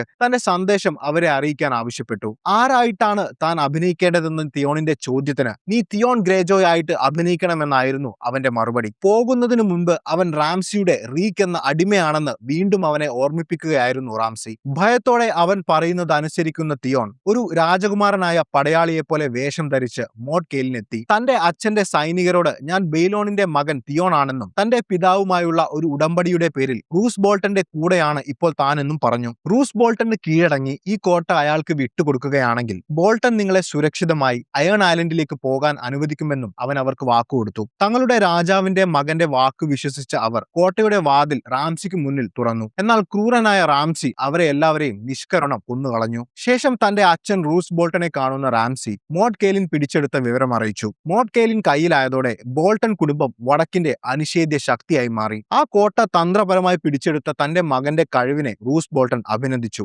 ബോൾട്ടന്റെ ജാരസന്തതിയായിരുന്ന റാംസിക്ക് വെസ്റ്ററോസിലെ നിയമപ്രകാരം പിതാവിന്റെ സ്വത്തുക്കളിലോ പാരമ്പര്യത്തിലോ അവകാശം ഉണ്ടായിരുന്നില്ല. എന്നാൽ അവിടെ വെച്ച് റൂസ് ബോൾട്ടൺ റാംസിയെ തന്റെ മകനായി അംഗീകരിച്ചുകൊണ്ടുള്ള ഔദ്യോഗിക രേഖ അവന് നൽകി. അവൻ ഇനി മുതൽ ഒരു സ്നോ അല്ല, മറിച്ച് വടക്കൻ പ്രവിശ്യയുടെ പ്രഭുവായ റൂസ് ബോൾട്ടന്റെ മകൻ റാംസി ബോൾട്ടൺ ആണ്. തന്റെ ജീവിതത്തിലെ ഏറ്റവും വലിയ ആഗ്രഹം സഫലമായ നിമിഷമായിരുന്നു റാംസിക്ക് അത്. സന്തോഷം കൊണ്ട് റാംസി തന്റെ അച്ഛന് മുന്നിൽ മുട്ടുകുത്തി. അവർ ഒരുമിച്ച് അവരുടെ പുതിയ ആസ്ഥാനമായ വിന്റർഫെല്ലിലേക്ക് യാത്ര തിരിച്ചു. കൂടെ ഒരു നായയെപ്പോലെ റീക്കും റാംസിയുടെ പിന്നാലെ ഉണ്ടായിരുന്നു. വിന്റർഫെല്ലിലെ മതിലിനു മുകളിൽ സ്റ്റാക്കുകളുടെ കൊടിക്ക് പകരം ബോൾട്ടൻസിന്റെ കൊടി ഉയരുന്നതോടെ അവർ വടക്കൻ രാജ്യത്തിന്റെ അധികാരികളായി മാറി. അതേസമയം സാമിന്റെ സഹായത്തോടെ മതിൽ കടന്ന് വടക്കോട്ട് പോയ ബ്രാനും ജോർജനും മീരയും ട്രിയ ഡ്രൈവനെ അന്വേഷിച്ചു പോവുകയാണ്. യാത്ര ചെയ്ത് തളർന്ന അവർ കാട്ടിനുള്ളിൽ വിശ്രമിക്കാൻ ഒരു സ്ഥലത്ത് തമ്പടിച്ചു. എന്നാൽ അവിടെ ഒരു അപകടം അവരെ കാത്തിരിക്കുന്നുണ്ടായിരുന്നു. അവർ തമ്പടിച്ച ആ സ്ഥലത്തിന് തൊട്ടടുത്താണ് നേരത്തെ നൈറ്റ്സ് വാച്ച് അംഗങ്ങൾ താമസിച്ചിരുന്ന ക്രസ്റ്ററിന്റെ വീട്. ക്രസ്റ്ററിനെയും നൈറ്റ്സ് വാച്ച് കമാൻഡർ മോമണ്ടിനെയും കൊന്ന ശേഷം നൈറ്റ്സ് വാച്ചിലെ അംഗമായിരുന്ന ക്രൂരനായ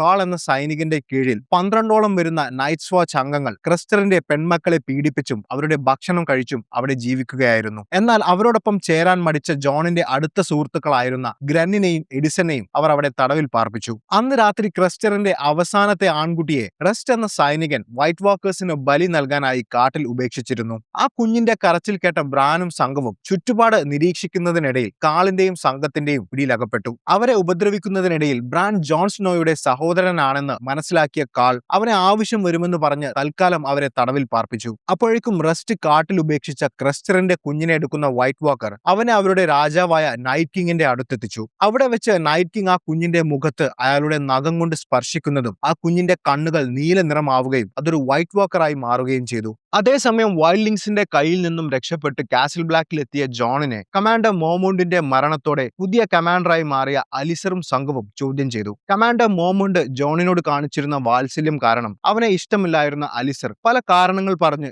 ജോണിനെ കുറ്റപ്പെടുത്തിക്കൊണ്ടിരുന്നു. എന്നാൽ മതിലിനപ്പുറത്ത് താൻ കണ്ട ഭീകരമായ സത്യങ്ങൾ അവരോട് പറഞ്ഞ ജോൺ വൈറ്റ് വാക്കേഴ്സിനെ പറ്റിയും വൈൽഡിങ്സ് രാജാവായ മാൻസ് റൈഡർ 1,00,000 സൈന്യവുമായി മതിലിന് നേരെ വരുന്നതിനെ പറ്റിയും അവർക്ക് മുന്നറിയിപ്പ് കൊടുത്തു. എന്നാൽ ഇതൊന്നും ശ്രദ്ധിക്കാതെ നിൽക്കാതെ അലിസറും അയാളുടെ കൂട്ടാളിയായ സ്ലിൻഡും അവനു നേരെ വീണ്ടും ആരോപണങ്ങൾ ഉന്നയിച്ചു. ഒരു നൈറ്റ്സ് വാച്ച് അംഗത്തിന്റെ പ്രതിജ്ഞകളെല്ലാം ലംഘിച്ച് ഒരു വൈൽഡിംഗ് സ്ത്രീയുടെ കൂടെ കിടന്ന നീ നൈറ്റ്സ് വാച്ച് കമാൻഡറായ കോറിൻ ഹാഫാൻഡിനെ കൊന്നുവെന്നും അവർ ആരോപിച്ചു. എന്നാൽ കോറിനെ കൊന്നത് അയാളുടെ പ്ലാൻ പ്രകാരമായിരുന്നുവെന്നും മാൻസിന്റെ താവളത്തിൽ നുഴഞ്ഞു കയറി അവരുടെ പദ്ധതികൾ ചോർത്താൻ അയാൾ സ്വയം ബലി നൽകുകയായിരുന്നുവെന്നും ജോൺ പറഞ്ഞു. ടോർമുണ്ടിന്റെ കീഴിലുള്ള ഒരു സംഘം വൈൽഡിംഗ്സ് മതിൽ കടന്നിട്ടുണ്ടെന്നും നൈറ്റ്സ് വാച്ചിന്റെ പുറത്തുള്ള കാടുകൾക്ക് മാൻസ് റൈഡർ തീ കൊളുത്തി അവർക്ക് സിഗ്നൽ കൊടുക്കുന്നതോടെ അവർ കാസിൽ ബ്ലാക്ക് ആക്രമിക്കാൻ തുടങ്ങുമെന്നും അവൻ കൂട്ടിച്ചേർത്തു. ഇത്രയൊക്കെ കേട്ടിട്ടും അലിസറിന് വലിയ കുലുക്കമൊന്നും ഉണ്ടായിരുന്നില്ല. എന്നാൽ അതുവരെ നിശബ്ദനായിരുന്ന അന്ധനായ മിസ്റ്റർ എയ്മൻ ജോണിന്റെ സത്യസന്ധത തിരിച്ചറിയുകയും അവനെ കുറ്റവിമുക്തനാക്കുകയും ചെയ്തു. അലിസറിനും സ്ലിൻഡിനും മിസ്റ്റർ എയ്മന്റെ വാക്ക് മറികടക്കാൻ കഴിയില്ലായിരുന്നു. അതോടെ ജോണിനെ തടവിലാക്കാനോ വധിക്കാനോ ഉള്ള അവരുടെ നീക്കം പരാജയപ്പെട്ടു. എങ്കിലും ജോണിനെ വിശ്വസിക്കാൻ അവർ തയ്യാറായില്ല. അതിനുശേഷം വാൾഫൈറ്റ് പരിശീലിക്കുന്നതിനിടയിൽ ആയിടെ നൈറ്റ്സ് വാച്ചിൽ അംഗമായ ഒരു സൈനികനെ ജോൺ പരിചയപ്പെട്ടു. തന്റെ സഹോദരൻ റോബ് സ്റ്റാക്കിനെ ചതിച്ചു കൊല്ലാൻ കൂട്ടുനിന്ന റൂസ് ബോൾട്ടന്റെ വിശ്വസ്തനായ ലോക്ക് ആയിരുന്നു അത്. യഥാർത്ഥത്തിൽ ബോൾട്ടന്റെ ചാരനായാണ് ലോക്ക് അവിടെ എത്തിയത്. നെഡ് സ്റ്റാക്കിന്റെ മകനായ റോബിനെ കൊന്നതിനു പകരം ചോദിക്കാൻ സ്റ്റാക്ക് കുടുംബത്തിൽ ആരും ഉണ്ടാവരുതെന്ന് ബോൾട്ടന് നിർബന്ധമുണ്ടായിരുന്നു. ബ്രാനും റിക്വാണും മരിച്ചിട്ടില്ലെന്ന് തിയോണിൽ നിന്ന് മനസ്സിലാക്കിയ ബോൾട്ടൻ അവർ ജോണിന്റെ അടുത്തേക്ക് പോകാനാണ് സാധ്യതയെന്ന് മനസ്സിലാക്കി. അവരവിടെ എത്തിയിട്ടുണ്ടോ എന്നറിയാനും ജോണിന്റെ പദ്ധതികൾ മനസ്സിലാക്കാനും അവസരം ലഭിച്ചാൽ അവനെ കൊന്നുകളയാനുമാണ് റൂസ് ബോൾട്ടൻ ലോക്കിനെ അങ്ങോട്ട് അയച്ചത്. ഇതിനിടെ സാമിന്റെ കൂടെ കാസിൽ ബ്ലാക്കിൽ എത്തിയ ക്രസ്റ്ററുടെ മകൾ ഗില്ലി അവിടെ അടുക്കളയിൽ ജോലികളെല്ലാം ചെയ്ത് കഴിയുകയായിരുന്നു. കാസിൽ ബ്ലാക്കിൽ 100ഓളം പുരുഷന്മാർ മാത്രമാണുള്ളത്. അവർക്കിടയിൽ ഏക സ്ത്രീയായി ഗില്ലി കഴിയുന്നത് അപകടമാണെന്ന് സാം ഭയപ്പെട്ടു. പ്രത്യേകിച്ചും കാസിൽ ബ്ലാക്കിൽ ചിലർ അത്ര നല്ലവരല്ലെന്ന് സാമിന് അറിയാമായിരുന്നു. സാം അവളെ സുരക്ഷിതമാക്കാൻ കോട്ടയ്ക്ക് തൊട്ടടുത്തുള്ള മോൾസ്റ്റോൺ എന്ന സ്ഥലത്തേക്ക് കൊണ്ടുപോയി. അവിടെ ഒരു വേശ്യാലയത്തിൽ പാചകക്കാരിയായി അവൾക്ക് ഒരു ജോലി വാങ്ങിക്കൊടുത്ത ശേഷം താൻ ഇടയ്ക്ക് വന്ന് കാര്യങ്ങൾ അന്വേഷിക്കാമെന്നും പറഞ്ഞ് സാം കാസിൽ ബ്ലാക്കിലേക്ക് തിരിച്ചുപോയി. അതേസമയം മതിൽ കടന്ന് കാസിൽ ബ്ലാക്കിനെ ആക്രമിക്കാനായി പുറപ്പെട്ട ടോമുണ്ടും വൈൽഡിംഗ് സംഘവും മാൻസ് റൈഡറുടെ അടുത്ത ഉത്തരവിനായി കാത്തിരിക്കുകയാണ്. ഈഗ്രിറ്റിന്റെ മനസ്സ് മുഴുവൻ ജോണിനോടുള്ള ദേഷ്യമായിരുന്നു. കാസിൽ ബ്ലാക്ക് ആക്രമിക്കുമ്പോൾ അവനെ ഞാൻ തന്നെ കൊല്ലുമെന്ന് അവൾ പറഞ്ഞുകൊണ്ടിരുന്നു. അതിനിടെ മാൻസിന്റെ നിർദ്ദേശപ്രകാരം ടെൻസ് എന്നറിയപ്പെടുന്ന മറ്റൊരു സംഘം വൈൽഡിംഗ്സ് അവരോടൊപ്പം ചേരാനായി അവിടെ എത്തി. വളരെ ശക്തരും ക്രൂരന്മാരുമായിരുന്ന ടെൻസ് തങ്ങൾ കൊല്ലുന്ന ശത്രുക്കളുടെ ശരീരം ഭക്ഷിക്കുന്നവരായിരുന്നു. ടെൻസിനൊപ്പം ടോർമുണ്ടും സംഘവും കാസിൽ ബ്ലാക്കിന് തൊട്ടടുത്തുള്ള ഗ്രാമങ്ങളെ ആക്രമിക്കാൻ തുടങ്ങി. പാവപ്പെട്ട ഗ്രാമവാസികളെ കൊള്ളയടിക്കുന്ന വിവരം അറിഞ്ഞ് അവരെ രക്ഷിക്കാനെത്തുന്ന ചെറിയ നൈറ്റ്സ് വാച്ച് ഗ്രൂപ്പുകളെ ആക്രമിച്ചില്ലാതാക്കിയ കാസിൽ ബ്ലാക്ക് എളുപ്പത്തിൽ കീഴടക്കാമെന്നായിരുന്നു അവരുടെ കണക്കുകൂട്ടൽ. അത്തരത്തിൽ ഒരു ഗ്രാമം ആക്രമിച്ച വൈൽഡിംഗ്സ് അവിടത്തെ സ്ത്രീകളെയും കുട്ടികളെയും നിഷ്കരണം കൊല്ലാൻ തുടങ്ങി. ഒലി എന്ന കൊച്ചു പയ്യനെ പിടികൂടിയ ടെൻസിന്റെ നേതാവ് സ്റ്റിർ അവനോട് കാസിൽ ബ്ലാക്കിൽ പോയി ഞങ്ങൾ എല്ലാവരെയും കൊല്ലാൻ വരുന്നുണ്ടെന്ന് പറയാൻ പറഞ്ഞു. പേടിച്ച് വിറച്ചുകൊണ്ട് കാസിൽ ബ്ലാക്കിലെത്തിയ ഒലി നടന്ന കാര്യങ്ങൾ വിവരിച്ചപ്പോൾ കോട്ടയ്ക്കുള്ളിൽ വലിയ ബഹളമായി. കോട്ടയ്ക്ക് പുറത്തുള്ള വൈൽഡിംഗ്സിനെ തുരത്തി ഗ്രാമവാസികളെ രക്ഷിക്കണമെന്ന് ആവേശത്തോടെ പലരും പറഞ്ഞപ്പോൾ ജോൺ അവരെ തടഞ്ഞു.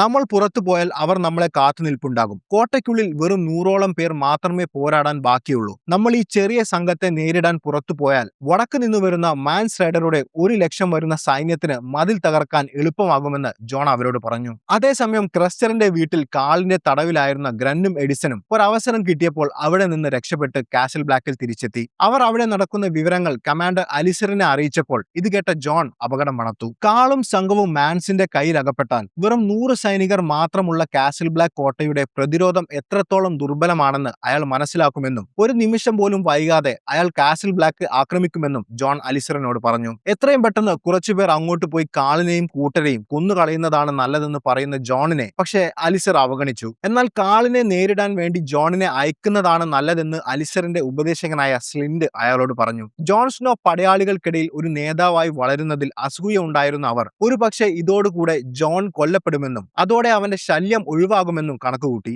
അങ്ങനെ കാളിനെ കണ്ടെത്തി കൊന്നുകളയാൻ അലിസർ അവന് അനുവാദം നൽകിയെങ്കിലും അവന്റെ കൂടെ ചെല്ലാൻ ആരെയും നിർബന്ധിക്കില്ലെന്നും സ്വന്തം ഇഷ്ടപ്രകാരം വരാൻ തയ്യാറുള്ളവരെ നിനക്ക് കൊണ്ടുപോകാമെന്നും പറഞ്ഞു. ജോൺ സ്നോയെ സഹായിക്കാൻ ആരും മുന്നോട്ട് വരില്ലെന്നായിരുന്നു അയാൾ കരുതിയത്. എന്നാൽ ഗ്രന്നും എഡിസണും അടക്കം 9 പേർ അവനോടൊപ്പം പോകാൻ സമ്മതിച്ചു. ഒപ്പം റൂസ് ബോൾട്ടന്റെ പടയാളിയായ ലോക്കും അവരോടൊപ്പം ചേർന്നു. അങ്ങനെ ക്രസ്റ്ററുടെ താവളത്തിലെത്തിയ ജോണും സംഘവും അവരെ ആക്രമിക്കുന്നതിനു മുൻപായി അവിടുത്തെ സാഹചര്യങ്ങൾ മനസ്സിലാക്കാൻ ലോക്കിനെ അയച്ചു. കാളും സംഘവും കോട്ടയ്ക്കുള്ളിൽ മദ്യപിച്ച് ആഘോഷിക്കുകയാണെന്ന് കണ്ട ലോക്ക് പരിസരം പരിശോധിക്കുന്നതിനിടെ ബ്രാൻ സ്റ്റാക്ക് അവിടെ തടവിലുണ്ടെന്ന് മനസ്സിലാക്കി. പക്ഷെ ആ വിവരം ലോക്ക് ബ്രാനിന്റെ സഹോദരൻ ജോണിനോട് പറഞ്ഞില്ല.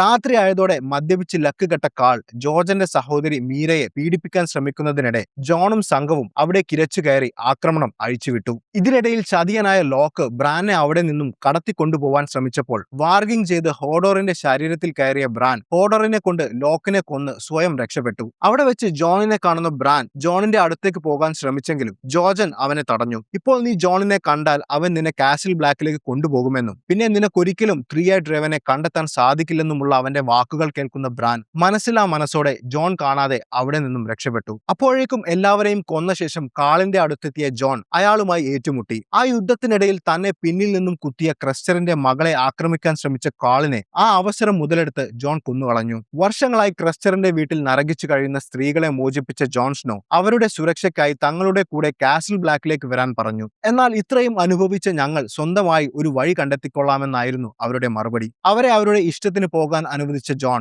ക്രസ്റ്ററിന്റെ വീട് കത്തിച്ച ശേഷം കാസിൽ ബ്ലാക്കിലേക്ക് തിരിച്ചുപോയി. കാസിൽ ബ്ലാക്കിൽ തിരിച്ചെത്തിയ ജോൺ ചുരുങ്ങിയ ദിവസങ്ങൾക്കുള്ളിൽ മാൻസിന്റെ സൈന്യം കോട്ടയുടെ അടുത്തെത്തുമെന്ന് അറിയിച്ചു. മതിലിന് പുറത്തേക്ക് പോകാൻ ഉപയോഗിക്കുന്ന വാതിലുകളിൽ ദുർബലമായ വാതിലുകൾ കല്ലും മഞ്ഞും ഉപയോഗിച്ച് അടച്ചില്ലെങ്കിൽ വൈൽഡിങ്സിന്റെ കൂടെയുള്ള ജയൻസ് എന്ന് വിളിക്കുന്ന 30 അടിയോളം നീളം വരുന്ന മനുഷ്യർ അത് എളുപ്പത്തിൽ തകർത്ത് അകത്ത് കയറുമെന്ന് പറഞ്ഞു. എന്നാൽ ജോണിനോടുള്ള ശത്രുത കാരണം അലിസർ അവന്റെ ഉപദേശത്തെ പുച്ഛിച്ചു തള്ളി. അന്ന് രാത്രി തെൻസും ടോർമുണ്ടിന്റെ സംഘവും കാസിൽ ബ്ലാക്കിന്റെ ഏറ്റവും അടുത്തുള്ള മോൾസ് ടൗണിലെ വേശ്യാലയത്തിൽ അതിക്രമിച്ചു കയറി അതിക്രൂരമായ ആക്രമണം അഴിച്ചുവിട്ടു. അവിടെ ഉണ്ടായിരുന്ന സ്ത്രീകളെയും പുരുഷന്മാരെയും എല്ലാം അവർ നിഷ്കരുണം കൊന്നുതള്ളി. പെട്ടെന്ന് ഒരു കുഞ്ഞിന്റെ കരച്ചിൽ കേട്ട് അകത്ത് കയറി നോക്കിയ യെഗ്രിറ്റ് അവിടെ ഒളിച്ചിരിക്കുന്ന സാമിന്റെ കാമുകി ഗില്ലിയെയും കുഞ്ഞിനെയും കണ്ടു. ഗില്ലിയുടെ കയ്യിലെ പിഞ്ചു കുഞ്ഞിനെ കണ്ട് സഹതാപം തോന്നിയ യെഗ്രിറ്റ് അവരെ ഒന്നും ചെയ്യാതെ അവിടെ നിന്ന് മടങ്ങി. പിറ്റേന്ന് രാവിലെ മോൾസ് ടൗണിലെ ആക്രമണത്തെക്കുറിച്ചുള്ള വിവരം അറിഞ്ഞ സാം തകർന്നുപോയി. കാസിൽ ബ്ലാക്കിലെ പുരുഷന്മാർക്കിടയിൽ ഗില്ലി സുരക്ഷിതയല്ലെന്ന് കരുതിയാണ് സാം അവളെ മോൾസ് ടൗണിലേക്ക് അയച്ചത്. എന്നാൽ തന്റെ ആ തീരുമാനം അവളുടെ മരണത്തിന് കാരണമായെന്ന് കരുതി സാം പൊട്ടിക്കരഞ്ഞു.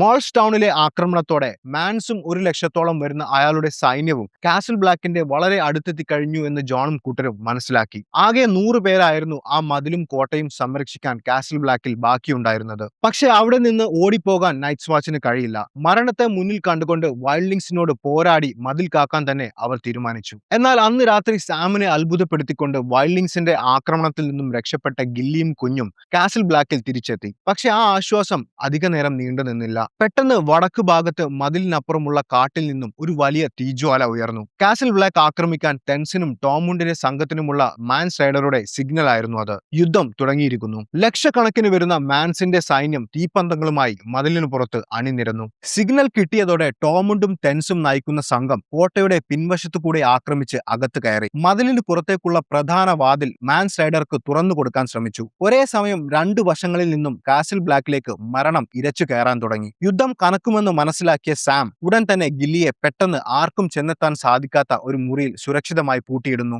മതിൽക്കെട്ടിന് താഴെ ഭീമാകാരന്മാരായ ജയൻസും വലിയ മാമോത്തുകളും ചേർന്ന് മതിലിന്റെ കവാടം തകർക്കാൻ ശ്രമിച്ചുകൊണ്ടിരുന്നു. ജോണും അലിസറും നയിക്കുന്ന ഒരു സംഘം മതിലിന്റെ മുകളിൽ നിന്നും സ്ഫോടക വസ്തുക്കൾ നിറച്ച ബാരലുകൾ താഴേക്കെറിഞ്ഞ് അവരെ ആക്രമിച്ചു. ബാരൽ പൊട്ടിയുണ്ടായ സ്ഫോടനത്തിൽ ഭയന്ന് ചിതറിയോടിയ മാമോത്തുകളെ പിടിക്കാൻ ശ്രമിച്ച ഒരു ജയന്റിനെ നൈറ്റ്സ് വാച്ച് പടയാളികൾ ഒരു വലിയ അമ്പെയ്ത് കൊന്നുകളഞ്ഞു. തന്റെ സഹോദരൻ കൊല്ലപ്പെടുന്നത് കാണുന്ന മറ്റൊരു ജയന്റ് തന്റെ മുഴുവൻ ശക്തിയും ഉപയോഗിച്ച് കാസിൽ ബ്ലാക്കിന്റെ പ്രധാന വാതിൽ തുറക്കാൻ ശ്രമിച്ചു. അവൻ അത് തുറന്ന് അകത്ത് കയറിയാൽ ബാക്കിയുള്ള എല്ലാ വൈൽഡിങ്സും അകത്തെത്തി അവരെ ഇല്ലാതാക്കുമെന്ന് അറിയാമായിരുന്ന ജോൺ തന്റെ കൂട്ടുകാരനായ ഗ്രന്നിന്റെ നേതൃത്വത്തിൽ 5 പേരെ ജയന്റിനെ തടയാൻ പറഞ്ഞുവിട്ടു. ആദ്യത്തെ വാതിൽ തുറന്ന് ജയന്റ് അവർക്ക് നേരെ കുതിച്ചു. ആ ടണലിൽ വെച്ചുണ്ടായ ഭീകരമായ പോരാട്ടത്തിനൊടുവിൽ ജയന്റിനെ കൊന്ന് അവർ ആ മതിൽ കാത്തെങ്കിലും അവരെല്ലാവരും അതിന്റെ ആക്രമണത്തിൽ കൊല്ലപ്പെട്ടു. അതേസമയം കോട്ടയുടെ മുറ്റത്ത് ടെൻസും ടോർമുണ്ടും അടങ്ങുന്ന സംഘം നൈറ്റ്സ് വാച്ച് പടയാളികളുമായി ഏറ്റുമുട്ടുകയാണ്. കമാൻഡർ അലിസർ ധീരമായി പോരാടിയെങ്കിലും വൈൽഡിങ്സിന്റെ ആക്രമണത്തിൽ പരിക്കേറ്റ് താഴെ വീണു. അയാളുടെ കൂട്ടുകാരനായ സ്ലിൻഡ് പേടിച്ച് സാം ഗില്ലിയെ ഒളിപ്പിച്ച മുറിയിൽ അഭയം തേടി. അതോടെ നൈറ്റ്സ് വാച്ചിന്റെ നേതൃത്വം ഏറ്റെടുത്ത ജോൺ സ്നോ മതിലിന് മുകളിലെ ആക്രമണത്തിന്റെ കാര്യങ്ങൾ എഡിസനെ ഏൽപ്പിച്ച ശേഷം താഴെ എത്തി ശത്രുക്കളെ ധീരമായി നേരിട്ടു. ടെൻസിന്റെ നേതാവ് സ്റ്റിറുമായി നേരിട്ട് ഏറ്റുമുട്ടിയ ജോണിനെ അയാൾ മാരകമായി ആക്രമിച്ച് പരിക്കേൽപ്പിക്കുന്നുണ്ടെങ്കിലും കയ്യിൽ കിട്ടിയ ഒരു ചുറ്റിക ഉപയോഗിച്ച് ജോൺ അവനെ കൊന്നുകളഞ്ഞു. ആ യുദ്ധത്തിന്റെ പുകപടലങ്ങൾക്കിടയിൽ പെട്ടെന്ന് ജോണിന് സമയം നിശ്ചലമായതുപോലെ തോന്നി. തനിക്ക് നേരെ അമ്പ് തൊടുത്തു നിൽക്കുന്ന യിഗ്രിറ്റിനെ കണ്ട ജോണിന് ആയുധമെടുക്കാനോ ചലിക്കാനോ സാധിച്ചില്ല. അവളുടെ കണ്ണുകളിൽ പ്രണയവും വഞ്ചിക്കപ്പെട്ടതിന്റെ വേദനയും ഒരേ സമയം മിന്നിമറഞ്ഞു. പെട്ടെന്ന് അവർക്കിടയിലെ ആ നിശബ്ദത ഭേദിച്ചുകൊണ്ട് ഒരു അമ്പ് വന്ന് യിഗ്രിറ്റിന്റെ നെഞ്ചിൽ തറച്ചു. തന്റെ അച്ഛനെയും അമ്മയെയും കൊന്ന യിഗ്രിറ്റിനോട് പ്രതികാരം ചെയ്യാൻ കാത്തിരുന്ന ഒലി എന്ന പയ്യനായിരുന്നു ആ അമ്പ് ചെയ്തത്. അമ്പേറ്റ് താഴെ വീണ അവളെ ജോൺ കൈകളിൽ കോരിയെടുത്തു. ചുറ്റുമുള്ള യുദ്ധവും ബഹളവുമെല്ലാം അവർ മറന്നുപോയി. നമ്മൾ ഒരിക്കലും പിരിയാൻ പാടില്ലായിരുന്നു എന്ന് അവനോട് പറഞ്ഞുകൊണ്ട് അവൾ മരണത്തിന് കീഴടങ്ങി. അവളുടെ ചേതനയറ്റ ശരീരം നെഞ്ചോട് നെഞ്ചോട് ചേർത്ത് പിടിച്ച് കരയാനേ ജോണിന് സാധിച്ചുള്ളൂ. അപ്പോഴേക്കും കാസിൽ ബ്ലാക്കിന്റെ ഉള്ളിൽ കയറിയ എല്ലാ വൈൽഡിങ്സിനെയും വധിച്ചിരുന്ന നൈറ്റ്സ് വാച്ച് പടയാളികൾ ടോർമുണ്ടിനെ തടവിലാക്കി. നൈറ്റ്സ് വാച്ച് ആ രാത്രി അതിജീവിച്ചെങ്കിലും ഇതൊരു ചെറിയ വിജയം മാത്രമാണെന്ന് ജോണിന് അറിയാമായിരുന്നു. അവരിൽ പകുതിയോളം പേർ മരിച്ചു വീണിരുന്നു. അടുത്ത രാത്രിയിലെ ആക്രമണം തടയാൻ ബാക്കിയുള്ളവർക്ക് കഴിയില്ലെന്നറിയാമായിരുന്ന ജോണിന് മുന്നിൽ ഒരു വഴി മാത്രമേ ഉണ്ടായിരുന്നുള്ളൂ: മാൻസ് റൈഡറെ കണ്ടെത്തി കൊന്നുകളയുക. നിയന്ത്രിക്കാൻ ഒരു നേതാവില്ലാതാകുന്നതോടെ വൈൽഡിങ്സ് വീണ്ടും പല ഗ്രൂപ്പുകളായി തിരിഞ്ഞ് തമ്മിൽ തല്ലി പിരിയുമെന്ന് ജോൺ കണക്കുകൂട്ടി. സമാധാന ചർച്ചയ്ക്കെന്ന വ്യാജേന റൈഡറെ കണ്ട് അയാളെ ചതിച്ചു കൊല്ലുക എന്നതായിരുന്നു ജോണിന്റെ ലക്ഷ്യം. ഇതൊരു ആത്മഹത്യാപരമായ നീക്കമാണെന്നറിയാമായിരുന്ന ജോൺ സ്വന്തം ജീവൻ പണയം വെച്ച് ഒറ്റയ്ക്ക് മതിലിനപ്പുറത്തേക്ക് മാൻസിനെ തേടിയിറങ്ങി. മാൻസിന്റെ താവളത്തിലെത്തിയ ജോണിനെ കണ്ട വൈൽഡിങ്സുകൾ തടഞ്ഞുവെങ്കിലും താൻ ഒരു ഒത്തുതീർപ്പിനായി വന്നതാണെന്ന് പറഞ്ഞ അവനെ മാൻസ് തന്റെ കൂടാരത്തിലേക്ക് സ്വാഗതം ചെയ്തു. സമാധാന ചർച്ചയ്ക്കെന്ന വ്യാജേനയാണ് ജോൺ വന്നതെങ്കിലും അവന്റെ ഉള്ളിലെ ലക്ഷ്യം മാൻസിനെ വധിക്കുക എന്ന് തന്നെയായിരുന്നു. അവിടെ വെച്ച് മാൻസ് അവനു മുന്നിൽ ഒരു ഓഫർ വെച്ചു: ഞങ്ങൾ യുദ്ധം ജയിക്കാനോ ഒന്നും പിടിച്ചടക്കാനോ വേണ്ടിയല്ല മതിലിനപ്പുറത്തേക്ക് പോകാൻ ആഗ്രഹിക്കുന്നത്, ജീവിക്കാൻ വേണ്ടി മാത്രമാണ്. ഇനിയും ഇവിടെ നിന്നാൽ വൈറ്റ് വാക്കേഴ്സ് എല്ലാവരെയും ഇല്ലാതാക്കും. അവർ മതിൽ കടന്നു വരില്ല എന്ന വിശ്വാസം ഉള്ളതുകൊണ്ടാണ് ഞങ്ങൾ നിങ്ങളോട് ഈ സഹായം ചോദിക്കുന്നത്. അവർക്ക് ആ വാതിൽ തുറന്നു കൊടുത്താൽ ബാക്കിയുള്ള നൈറ്റ്സ് വാച്ച് അംഗങ്ങളെ ഉപദ്രവിക്കാതെ സമാധാനപരമായി ഞങ്ങൾ പോകുമെന്ന് അവൻ അവർക്ക് വാക്കുകൊടുത്തു. മറിച്ചാണെങ്കിൽ ഗേറ്റ് തകർത്ത് എല്ലാവരെയും കൊന്നിട്ടാണെങ്കിലും ഞങ്ങൾ മതിലിനപ്പുറം കടക്കുമെന്ന് ഭീഷണി മുഴക്കി. എന്നാൽ പെട്ടെന്ന് അപ്രതീക്ഷിതമായ ഒരു സംഭവം അവിടെ നടന്നു. മാൻസിന്റെ ക്യാമ്പ് ലക്ഷ്യമാക്കി വനത്തിന്റെ ഇരുവശത്തു നിന്നും കുതിരപ്പടയാളികൾ ഇരച്ചു കയറി. ആയിരക്കണക്കിന് സൈനികർ വൈൽഡിങ്സിനെ വളഞ്ഞു. റോബർട്ട് ബറാത്തിയന്റെ സഹോദരനായ സ്റ്റാനിസ് ബറാത്തിയൻ അയൺ ബാങ്കിന്റെ സഹായത്തോടെ നേടിയ തന്റെ വൻ സൈന്യവുമായി വടക്കോട്ടെത്തിയിരിക്കുന്നു. നിമിഷങ്ങൾക്കകം വൈൽഡിങ്സിന്റെ പ്രതിരോധം തകർന്നു. രക്തച്ചൊരിച്ചിൽ ഒഴിവാക്കാൻ മാൻസ് തന്റെ സൈന്യത്തോട് ആയുധം താഴെ വെക്കാൻ ആവശ്യപ്പെട്ടു. സ്റ്റാനിസ് മാൻസിനെ വധിക്കാൻ തുനിഞ്ഞെങ്കിലും ജോൺ സ്നോ ഇടപെട്ടു. മാൻസ് തന്നെ തടവുകാരനായി പിടിച്ചപ്പോൾ തന്നോട് കാണിച്ച മര്യാദയെക്കുറിച്ച് ജോൺ സ്റ്റാനിസിനോട് പറഞ്ഞു. നെഡ് സ്റ്റാർക്കിന്റെ മകനാണ് ജോൺ എന്നറിഞ്ഞപ്പോൾ സ്റ്റാനിസ് അവനെ ബഹുമാനിക്കുകയും മാൻസിനെ തടവുകാരനായി കൊണ്ടുപോകാൻ ഉത്തരവിടുകയും ചെയ്തു. സ്റ്റാനിസിന്റെ സഹായത്തോടെ നൈറ്റ്സ് വാച്ച് യുദ്ധം ജയിച്ചെങ്കിലും ജോണിന്റെ ഉള്ളിൽ ആ വിജയാഘോഷം ഉണ്ടായിരുന്നില്ല. അവൻ യിഗ്രിറ്റിന്റെ മൃതദേഹം മതിലിനപ്പുറത്തേക്ക് കൊണ്ടുപോയി. ഒറ്റയ്ക്ക് ഒരു മരത്തിനരികിൽ അവളുടെ ചിതയൊരുക്കുമ്പോൾ ജോണിന്റെ കണ്ണുകൾ നിറഞ്ഞിരുന്നു. അവരുടെ പ്രണയവും അവസാനം അവൾ അവന്റെ കയ്യിൽ കിടന്നു മരിച്ചതുമെല്ലാം അവന്റെ മനസ്സിലൂടെ കടന്നുപോയി. ഒരു പോരാളി എന്ന നിലയിൽ അവൻ ജയിച്ചു, പക്ഷെ ഒരു കാമുകൻ എന്ന നിലയിൽ അവൻ തോറ്റുപോയിരുന്നു. അതേസമയം വാൾഡർ ഫ്രേയുടെ കൊട്ടാരത്തിൽ നിന്നും രക്ഷപ്പെട്ട ആര്യയും ഹൗണ്ടും റിവർ ലാൻസിലൂടെ യാത്ര ചെയ്യുകയാണ്. തന്റെ സഹോദരൻ റോബും അമ്മ കേറ്റ്ലിനും കൊല്ലപ്പെട്ട വിഷമം അവളെ വല്ലാതെ തളർത്തിയിരുന്നു. അവളെ സഹോദരൻ റോബിനെ ഏൽപ്പിച്ച് പണം വാങ്ങാമെന്ന് കണക്കുകൂട്ടിയ ഹൗണ്ടും എന്ത് ചെയ്യണമെന്നറിയാതെ നിൽക്കുകയാണ്. എന്നാൽ അവളെ കേറ്റ്ലിന്റെ സഹോദരി ലൈസയുടെ അടുത്തെത്തിച്ചാൽ താൻ ആഗ്രഹിക്കുന്ന പണം അവിടെ നിന്നും ലഭിക്കുമെന്ന് കണക്കുകൂട്ടിയ ഹൗണ്ട് അവളെയും കൊണ്ട് വെയിൽസ് ലക്ഷ്യമാക്കി നീങ്ങി. പോകുന്ന വഴിയിൽ ഒരു സത്രത്തിനടുത്തെത്തിയ അവർ അവിടെ ലാനിസ്റ്റർ സൈന്യത്തിൽപ്പെട്ട ചിലരെ കണ്ടു. അതിലൊരാളെ ആര്യ പ്രത്യേകം ശ്രദ്ധിച്ചു. കിങ്സ് ലാൻഡിംഗിൽ നിന്നും യാരോണിന്റെ കൂടെ രക്ഷപ്പെട്ട ആര്യയും സംഘത്തെയും വഴിയിൽ വെച്ച് ആക്രമിച്ച് അവരെ ഹാരൻ ഹാളിലേക്ക് തടവുകാരായി കൊണ്ടുപോയ ലാനിസ്റ്റർ സൈന്യത്തിലെ പൊളിവർ ആയിരുന്നു അത്. അന്ന് അവരെ പിടിക്കുന്നതിനിടയിൽ ജോൺ സ്നോ അവൾക്ക് സമ്മാനിച്ച നീഡിൽ എന്ന വാള് കൈക്കലാക്കുകയും അവളുടെ സുഹൃത്തായിരുന്ന ലോമി എന്ന പയ്യനെ കൊല്ലുകയും ചെയ്ത അയാളോട് പകരം ചോദിച്ച് തന്റെ വാൾ തിരികെ വാങ്ങണമെന്ന് പറയുന്ന ആര്യയെ ഹൗണ്ട് പിടിച്ചു നിർത്തി. അതിനുശേഷം അവിടെ ഭക്ഷണം കഴിക്കാനിരുന്ന ഹൗണ്ടിനെ തിരിച്ചറിയുന്ന പൊളിവർ അവരുടെ കൂടെ കിങ്സ് ലാൻഡിംഗിലേക്ക് വരാൻ ഹൗണ്ടിനെ ക്ഷണിച്ചു. പോകുന്ന വഴിയിലെ ഗ്രാമങ്ങൾ നമുക്ക് കൊള്ളയടിക്കാമെന്നും നമ്മളെ ആരും ചോദ്യം ചെയ്യില്ലെന്നും പറയുന്ന പൊളിവറിനോട് താൻ ഇനി കിങ്സ് ലാൻഡിംഗിലേക്ക് ഇല്ലെന്നും തന്നെ ശല്യപ്പെടുത്താതെ പോകാനുമാണ് ഹൗണ്ട് പറഞ്ഞത്. അതോടെ ബ്ലാക്ക് വാട്ടർ യുദ്ധത്തിൽ നിന്നും നീ പേടിച്ചോടി വന്നതാണെന്നുള്ള കഥകൾ ഞാൻ അറിഞ്ഞിട്ടുണ്ടെന്നും മറ്റും പറഞ്ഞ് അവനെ പ്രകോപിപ്പിക്കുന്ന പൊളിവറും സംഘവുമായി ഏറ്റുമുട്ടിയ ഹൗണ്ട് തന്റെ വാളുപയോഗിച്ച് അവരെ ഓരോരുത്തരെയായി അരിഞ്ഞു വീഴ്ത്താൻ തുടങ്ങി. ഇതിനിടെ ഹൗണ്ടിനെ പിന്നിൽ നിന്നും ആക്രമിക്കാൻ ശ്രമിച്ച പൊളിവറിനെ വെട്ടിവീഴ്ത്തിയ ആര്യ അയാളുടെ കയ്യിൽ നിന്നും തന്റെ വാൾ തിരിച്ചെടുത്ത് അയാളെ കുത്തിക്കൊലപ്പെടുത്തി. തന്റെ സുഹൃത്തായ ലോമിയുടെ കൊലപാതകിയെ കൊന്ന് അവളുടെ വാൾ തിരിച്ചെടുത്ത സന്തോഷത്തിൽ കൊല്ലപ്പെട്ട സൈനികരുടെ കുതിരകളിൽ ഒന്നിനെ സ്വന്തമാക്കിയ ആര്യ ഹൗണ്ടിനൊപ്പം യാത്ര തുടർന്നു. ആ യാത്രയിൽ ആരോ ആക്രമിച്ചു നശിപ്പിച്ച ഒരു ഗ്രാമത്തിൽ മുറിവേറ്റ് മരിക്കാറായ ഒരു വൃദ്ധനെ അവർ കണ്ടു. വേദന സഹിച്ചു കഴിയുന്ന ആ മനുഷ്യനെ അധികം നരകിപ്പിക്കാതെ അയാളുടെ ഹൃദയത്തിൽ കത്തി കുത്തിയിറക്കി കൊന്നുകളഞ്ഞ ഹൗണ്ട് വേദനയില്ലാതെ ഒരാളെ എളുപ്പത്തിൽ കൊല്ലാൻ അയാളുടെ ഹൃദയത്തിൽ കുത്തിയാൽ മതിയെന്ന് അവളോട് പറയുന്നു. പെട്ടെന്ന് പിന്നിൽ നിന്നും ചാടി വീണ ഒരാൾ ഹൗണ്ടിനെ ആക്രമിച്ച് അയാളുടെ കഴുത്തിൽ കടിച്ച് മുറിവേൽപ്പിച്ചു. അയാളെ ഹൗണ്ട് കൊന്നുകളഞ്ഞെങ്കിലും അവനോടൊപ്പം മറ്റൊരാൾ കൂടെ ഉണ്ടായിരുന്നു. കിങ്സ് ലാൻഡിംഗിൽ രാജാവിനെ ചതിച്ചു എന്ന പേരിൽ ഹൗണ്ടിന്റെ തലയ്ക്ക് ലാനിസ്റ്റർമാർ 100 വെള്ളി നാണയം വിലയിട്ടിരുന്നു. അയാളെ പിടിച്ചു കൊടുക്കാൻ വന്നവരായിരുന്നു അത്. എന്നാൽ ഹൗണ്ട് പഠിപ്പിച്ച പാഠം ഉൾക്കൊണ്ട ആര്യ ഞൊടിയിടയിൽ അയാളുടെ ഹൃദയത്തിൽ തന്റെ വാൾ കുത്തിയിറക്കി അയാളെ കൊന്നുകളഞ്ഞു. വീണ്ടും യാത്ര തുടർന്ന് അവർ ഒരു മലമുകളിലെത്തി വിശ്രമിച്ചു. അയാളുടെ കഴുത്തിലെ മുറിവ് പഴുക്കാൻ തുടങ്ങിയിരുന്നു. തീ ഉപയോഗിച്ച് കരിച്ചു കളഞ്ഞാൽ പഴുപ്പ് പെട്ടെന്നുണങ്ങുമെന്ന് എന്ന് പറഞ്ഞ് ആര്യ തീയെടുത്തതും ഹൗണ്ട് പൊട്ടിത്തെറിച്ചു. അയാൾക്ക് തീ ഭയമായിരുന്നു. അവിടെ വെച്ച് തന്റെ മുഖം പൊള്ളി വികൃതമായ കഥ ഹൗണ്ട് അവളോട് പറഞ്ഞു. ചെറിയ പ്രായം മുതൽ അയാളുടെ സഹോദരൻ മൗണ്ടൻ ഒരു അക്രമകാരിയായിരുന്നു. ഒരിക്കൽ മൗണ്ടന്റെ ഒരു കളിപ്പാട്ടം എടുത്ത 6 വയസ്സുകാരനായ ഹൗണ്ടിനെ തീയിലേക്ക് മുഖം അമർത്തിപ്പിടിച്ച് മുഖത്തിന്റെ ഒരു ഭാഗം വികൃതമാകുന്നതുവരെ മൗണ്ടൻ പൊള്ളിച്ചു. അന്ന് മുതൽ അവന് തീ ഭയമാണ്. എന്നെങ്കിലും തന്റെ ചേട്ടനോട് അതിന് പ്രതികാരം ചെയ്യുമെന്ന് അവൻ ഉറപ്പിച്ചിരുന്നു. ഈ കഥ കേട്ട് അയാളോട് സഹതാപം തോന്നിയ ആര്യ അയാളുടെ മുറിവ് വൃത്തിയാക്കിയ ശേഷം അത് തുന്നിച്ചേർത്തു. ശേഷം യാത്ര ചെയ്ത് വെയിൽസിലെത്തിയപ്പോഴേക്കും ലൈസ മരണപ്പെട്ടു എന്ന വിവരമാണ് അവരെ കാത്തിരുന്നത്. ഒരു വലിയ തുക പ്രതീക്ഷിച്ച് ആര്യയും കൊണ്ടുവന്ന ഹൗണ്ട് വീണ്ടും നിരാശനായി. ഇനി എന്ത് ചെയ്യണമെന്നറിയാതെ ആര്യയും ഹൗണ്ടും അവിടെ നിന്നും തിരിച്ചു പോന്നു. പോകുന്ന വഴിയിൽ കിങ്സ് ലാൻഡിംഗിൽ നിന്നും ജെയ്മിയുടെ നിർദ്ദേശപ്രകാരം സാൻസയെ കണ്ടെത്താൻ പുറപ്പെട്ട ബ്രിയനും പോഡ്രിക്കും ഒരു ദിവസം അവരെ അപ്രതീക്ഷിതമായി കണ്ടുമുട്ടി. പോഡ്രിക്ക് ഹൗണ്ടിനെ തിരിച്ചറിഞ്ഞതോടെ അയാളുടെ കൂടെയുള്ളത് കെയ്റ്റ്ലിന്റെ മകൾ ആര്യാണെന്ന് മനസ്സിലാക്കുന്ന ബ്രിയൻ താൻ സാൻസയെ അന്വേഷിച്ചിറങ്ങിയതാണെന്നും തന്റെ കൂടെ വന്നാൽ അവളെ സുരക്ഷിതമായി അവളുടെ ബന്ധുക്കളുടെ അടുത്തെത്തിക്കാമെന്നും വാഗ്ദാനം ചെയ്തു. എന്നാൽ ബ്രിയാനെ ലാനിസ്റ്റർമാർ അയച്ചതാണെന്ന് സംശയിച്ച ആര്യ അവളുടെ കൂടെ പോകാൻ തയ്യാറായില്ല. വീണ്ടും അവളെ നിർബന്ധിക്കാൻ ഒരുങ്ങിയ അവളെ ഹൗണ്ട് തടഞ്ഞു. അവിടെ വെച്ച് ഹൗണ്ടും ബ്രിയനും ആര്യയുടെ പേരിൽ പൊരിഞ്ഞ പോരാട്ടം നടന്നു. ആ പോരാട്ടത്തിനൊടുവിൽ ഹൗണ്ടിനെ ഒരു കുന്നിന്റെ മുകളിൽ നിന്നും താഴേക്ക് തള്ളിയിട്ട ബ്രിയൻ ആര്യയെ അവിടെയെല്ലാം അന്വേഷിച്ചെങ്കിലും അവളുടെ കൂടെ പോകാൻ ആഗ്രഹമില്ലായിരുന്ന ആര്യ അവൾ കാണാതെ ഒളിച്ചിരുന്നു. ബ്രിയൻ പോയ ശേഷം ഹൗണ്ടിന്റെ അടുത്തെത്തിയ ആര്യ അയാൾക്ക് എഴുന്നേറ്റു നിൽക്കാൻ പോലും ആവാത്ത വിധം ഗുരുതരമായി പരുക്കേറ്റുവെന്ന് മനസ്സിലാക്കി. തനിക്കിനി മുന്നോട്ടു പോകാൻ സാധിക്കില്ലെന്നും കൂടുതൽ വേദന അനുഭവിപ്പിക്കാതെ തന്നെ കൊന്നുകളയാനും ഹൗണ്ട് അവരോട് ആവശ്യപ്പെട്ടു. എന്നാൽ അയാളെ അവിടെ വിട്ട് അയാളുടെ കയ്യിലുള്ള പണവും എടുത്ത് ആര്യ അവിടെ നിന്നും പോയി. തന്റെ കുതിരപ്പുറത്തേറി സോൾട്ട് പാൻസ് എന്ന തുറമുഖത്തെത്തിയ ആര്യ അവിടെ കണ്ട കപ്പിത്താനോട് തന്റെ നാടായ വടക്ക് ഭാഗത്തേക്ക് തന്നെ ഇറക്കുമോ എന്ന് ചോദിച്ചു. എന്നാൽ ഈ കപ്പൽ വടക്കോട്ട് പോവില്ലെന്നും ഇത് അയാളുടെ നാടായ ബ്രാവോസിലേക്കാണ് പോകുന്നതെന്നും അയാൾ അവളോട് പറഞ്ഞു.